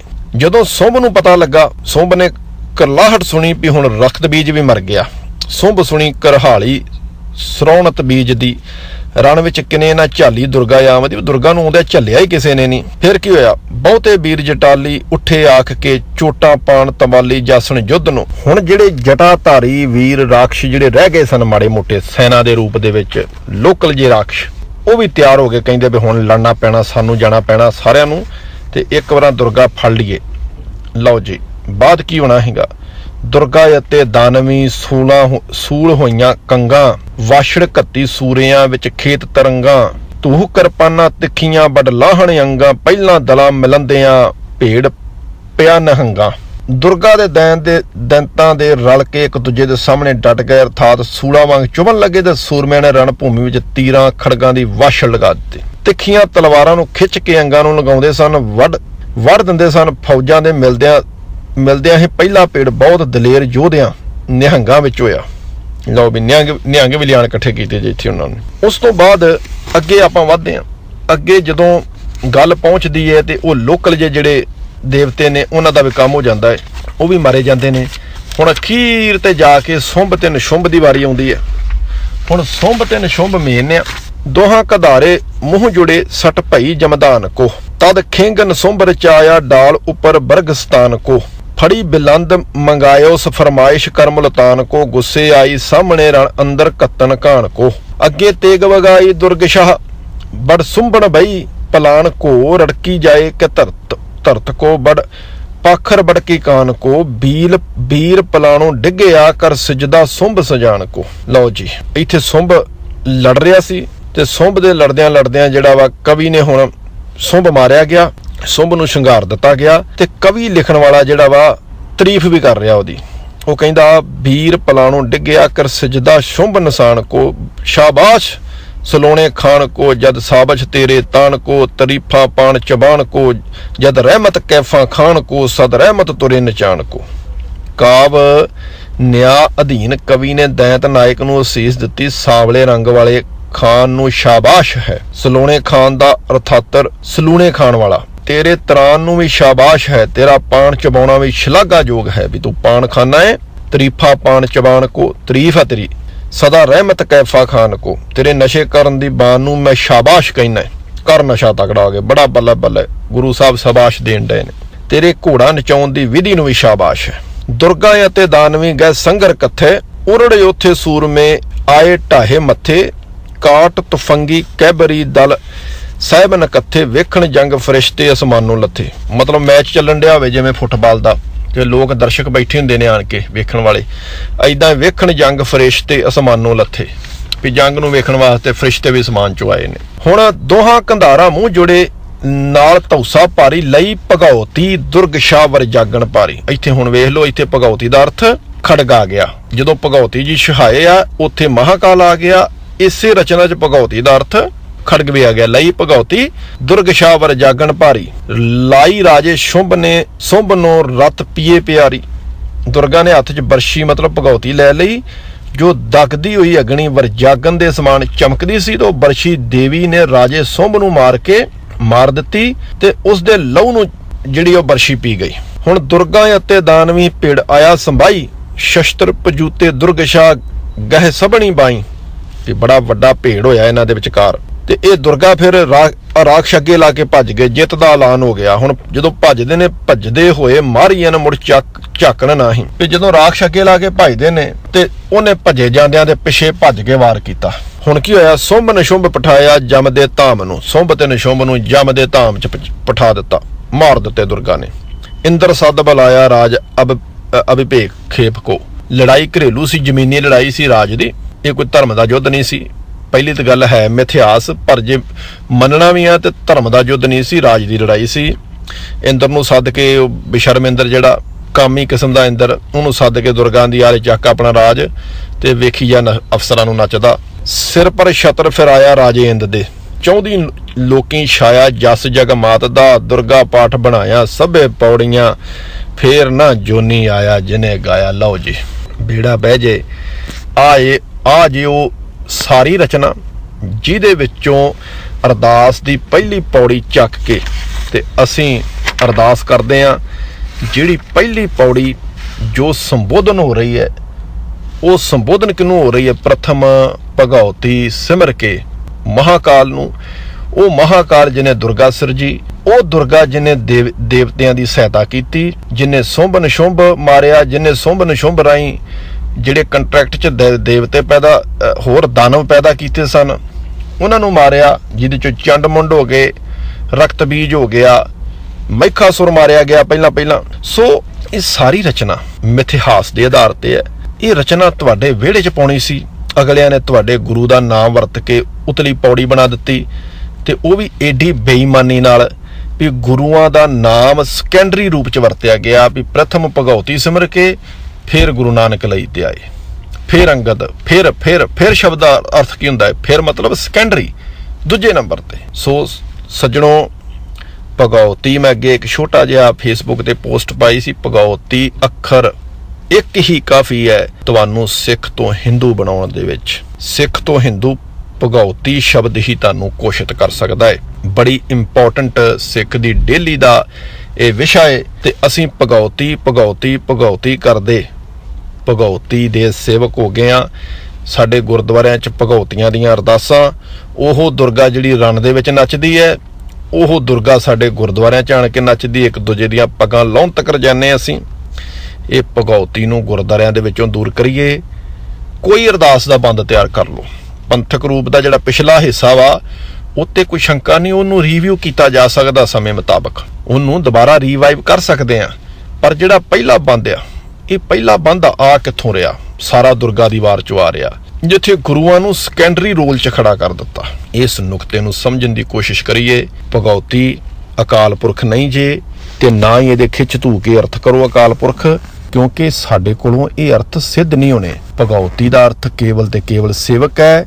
ਭਗਉਤੀ ਦਾ ਅਰਥ ਕੇਵਲ ਤੇ ਕੇਵਲ ਖੜਗ ਰੂਪ ਆ। ਫਿਰ ਇਹੋ ਭਗਉਤੀ ਮਹਾਕਾਲ ਦੇ ਰੂਪ 'ਚ ਆ, ਇਹੋ ਭਗਉਤੀ ਦੁਰਗਾ ਦੇ ਰੂਪ ਦੇ ਵਿੱਚ ਹੈ। ਸੋ ਆਓ ਕੋਸ਼ਿਸ਼ ਕਰੀਏ ਵੀ ਗੁਰੂ ਗ੍ਰੰਥ ਨੂੰ, ਉਹਦੇ ਤੇ ਭਰੋਸਾ ਕਰੀਏ, ਉਹਨੂੰ ਪੂਰਨ ਰੂਪ 'ਚ ਗੁਰੂ ਮੰਨੀਏ। ਗੁਰੂ ਗ੍ਰੰਥ ਤੋਂ ਬਾਹਰ ਸਾਡੇ ਕੋਲ ਕੁਛ ਨਹੀਂ। ਜਦੋਂ ਗੁਰੂ ਗ੍ਰੰਥ ਨੂੰ ਅਸੀਂ ਪੂਰਨ ਰੂਪ 'ਚ ਗੁਰੂ ਮੰਨ ਲਿਆ, ਸਾਡੇ ਸਾਰੇ ਕਾਰਜ ਰਾਸ ਹੋ ਜਾਣਗੇ ਤੇ ਇਸ ਤੋਂ ਐਸੀ ਅਖੌਤੀ ਰਚਨਾ ਤੋਂ ਛੁਟਕਾਰਾ ਲਈਏ। ਜਿਹੜੇ ਗੁਰਦੁਆਰਿਆਂ ਦੇ ਵਿੱਚ ਤਕਰੀਬਨ 99.99% ਗੁਰਦੁਆਰਿਆਂ 'ਚ ਪੜ੍ਹੀ ਜਾਂਦੀ ਹੈ ਇਹ ਅਰਦਾਸ, ਕਿਤੇ ਇੱਕ ਅੱਧਾ ਸੂਰਮਾ ਹੋਏਗਾ ਜਿਹੜਾ ਭਗਉਤੀ ਨੂੰ ਛੱਡ ਕੇ ਤੇ ਆਪਣਾ ਇਸ਼ਟ ਕਾਲ ਨੂੰ ਮੰਨਦਾ ਹੋਏਗਾ। ਅਦਰਵਾਈਜ਼ ਪ੍ਰਥਮ ਰੂਪ 'ਚ ਭਗਉਤੀ ਅਸੀਂ ਅੱਗੇ ਲੈ ਜਾਂਦੀ ਹੈ। ਜਿਹੜੇ ਵੀਰਾਂ ਨੂੰ ਕਥਾਵਾਚਕਾਂ ਨੂੰ ਪਤਾ ਹੈ, ਉਹ ਕਮਜ਼ੋਰੀ ਨਾ ਬਣਾਉਣ ਇਸ ਚੀਜ਼ ਨੂੰ ਵੀ ਮਰਿਆਦਾ ਚੇਂਜ ਹੋਈ ਤੇ ਵੇਖਾਂਗੇ, ਪਹਿਲਾਂ ਲਹਿਰ ਬਣ ਜਾਏ ਫਿਰ ਅਗਲੀ ਗੱਲ ਕਰਾਂਗੇ। ਲਹਿਰਾਂ ਬਣਦੀਆਂ ਨਹੀਂ ਹੁੰਦੀਆਂ, ਲਹਿਰਾਂ ਬਣਾਉਣੀਆਂ ਪੈਂਦੀਆਂ ਨੇ। ਵੇਖਾਂਗੇ ਵਾਲਾ ਜਿਹੜਾ ਮਸਲਾ ਏ, ਇਹ ਨਿਰਾਸ਼ਾਵਾਦੀ ਲੋਕਾਂ ਦੀਆਂ ਸਟੇਟਮੈਂਟਸ ਨੇ। ਵੇਖਾਂਗੇ ਨਹੀਂ ਵਿਖਾਇਆ ਜਾਂਦਾ ਏ, ਏਬਲ ਹੋਣਾ ਪੈਂਦਾ ਵੀ ਅਸੀਂ ਵਿਖਾ ਸਕੀਏ। ਸੋ ਆਓ ਆਪਾਂ ਉਸ ਗੁਰੂ ਗਾੜੀ, ਉਸ ਅਕਾਲ ਪੁਰਖ ਗਾੜੀ ਅਰਦਾਸ ਕਰੀਏ। ਜੀ ਕੀ ਬਿਰਥਾ ਹੋਏ ਸੋ ਗੁਰ ਪਏ ਅਰਦਾਸ ਕਰ। ਅਰਦਾਸ ਕਰੀਏ ਵੀ ਸਾਨੂੰ ਇਸ ਭਗਉਤੀ ਤੋਂ ਛੁਟਕਾਰਾ ਮਿਲ ਜਾਏ ਤੇ ਅਸੀਂ ਤੇਰੇ ਨਾਲ ਜੁੜ ਜਾਈਏ ਤੇ ਪ੍ਰਥਮੇ ਨਾਨਕ ਚੰਦ ਹੋ ਜਾਏ। ਉਹ ਚੰਦ, ਨਾਨਕ ਜਿਹੜਾ ਚੰਦ ਦੇ ਰੂਪ ਦੇ ਵਿੱਚ, ਚੰਦਰਮਾ ਦੇ ਰੂਪ ਦੇ ਵਿੱਚ ਸ਼ੀਤਲਤਾ ਫੈਲਾ ਰਿਹਾ ਹੈ। ਪ੍ਰਥਮੇ ਭਗਉਤੀ ਨਾ ਹੋਵੇ, ਪ੍ਰਥਮੇ ਨਾਨਕ ਚੰਦ ਹੋ ਜਾਏ। ਇਹਨਾਂ ਕਹਿ ਕੇ ਖਿਮਾ ਦਾ ਚੱਚ। ਸੋ ਸੁਣਦੇ ਰਹੋ ਰੇਡੀਓ ਸਿੰਘਨਾਦ। ਵਾਹਿਗੁਰੂ ਜੀ ਕਾ ਖਾਲਸਾ, ਵਾਹਿਗੁਰੂ ਜੀ ਕੀ ਫਤਿਹ।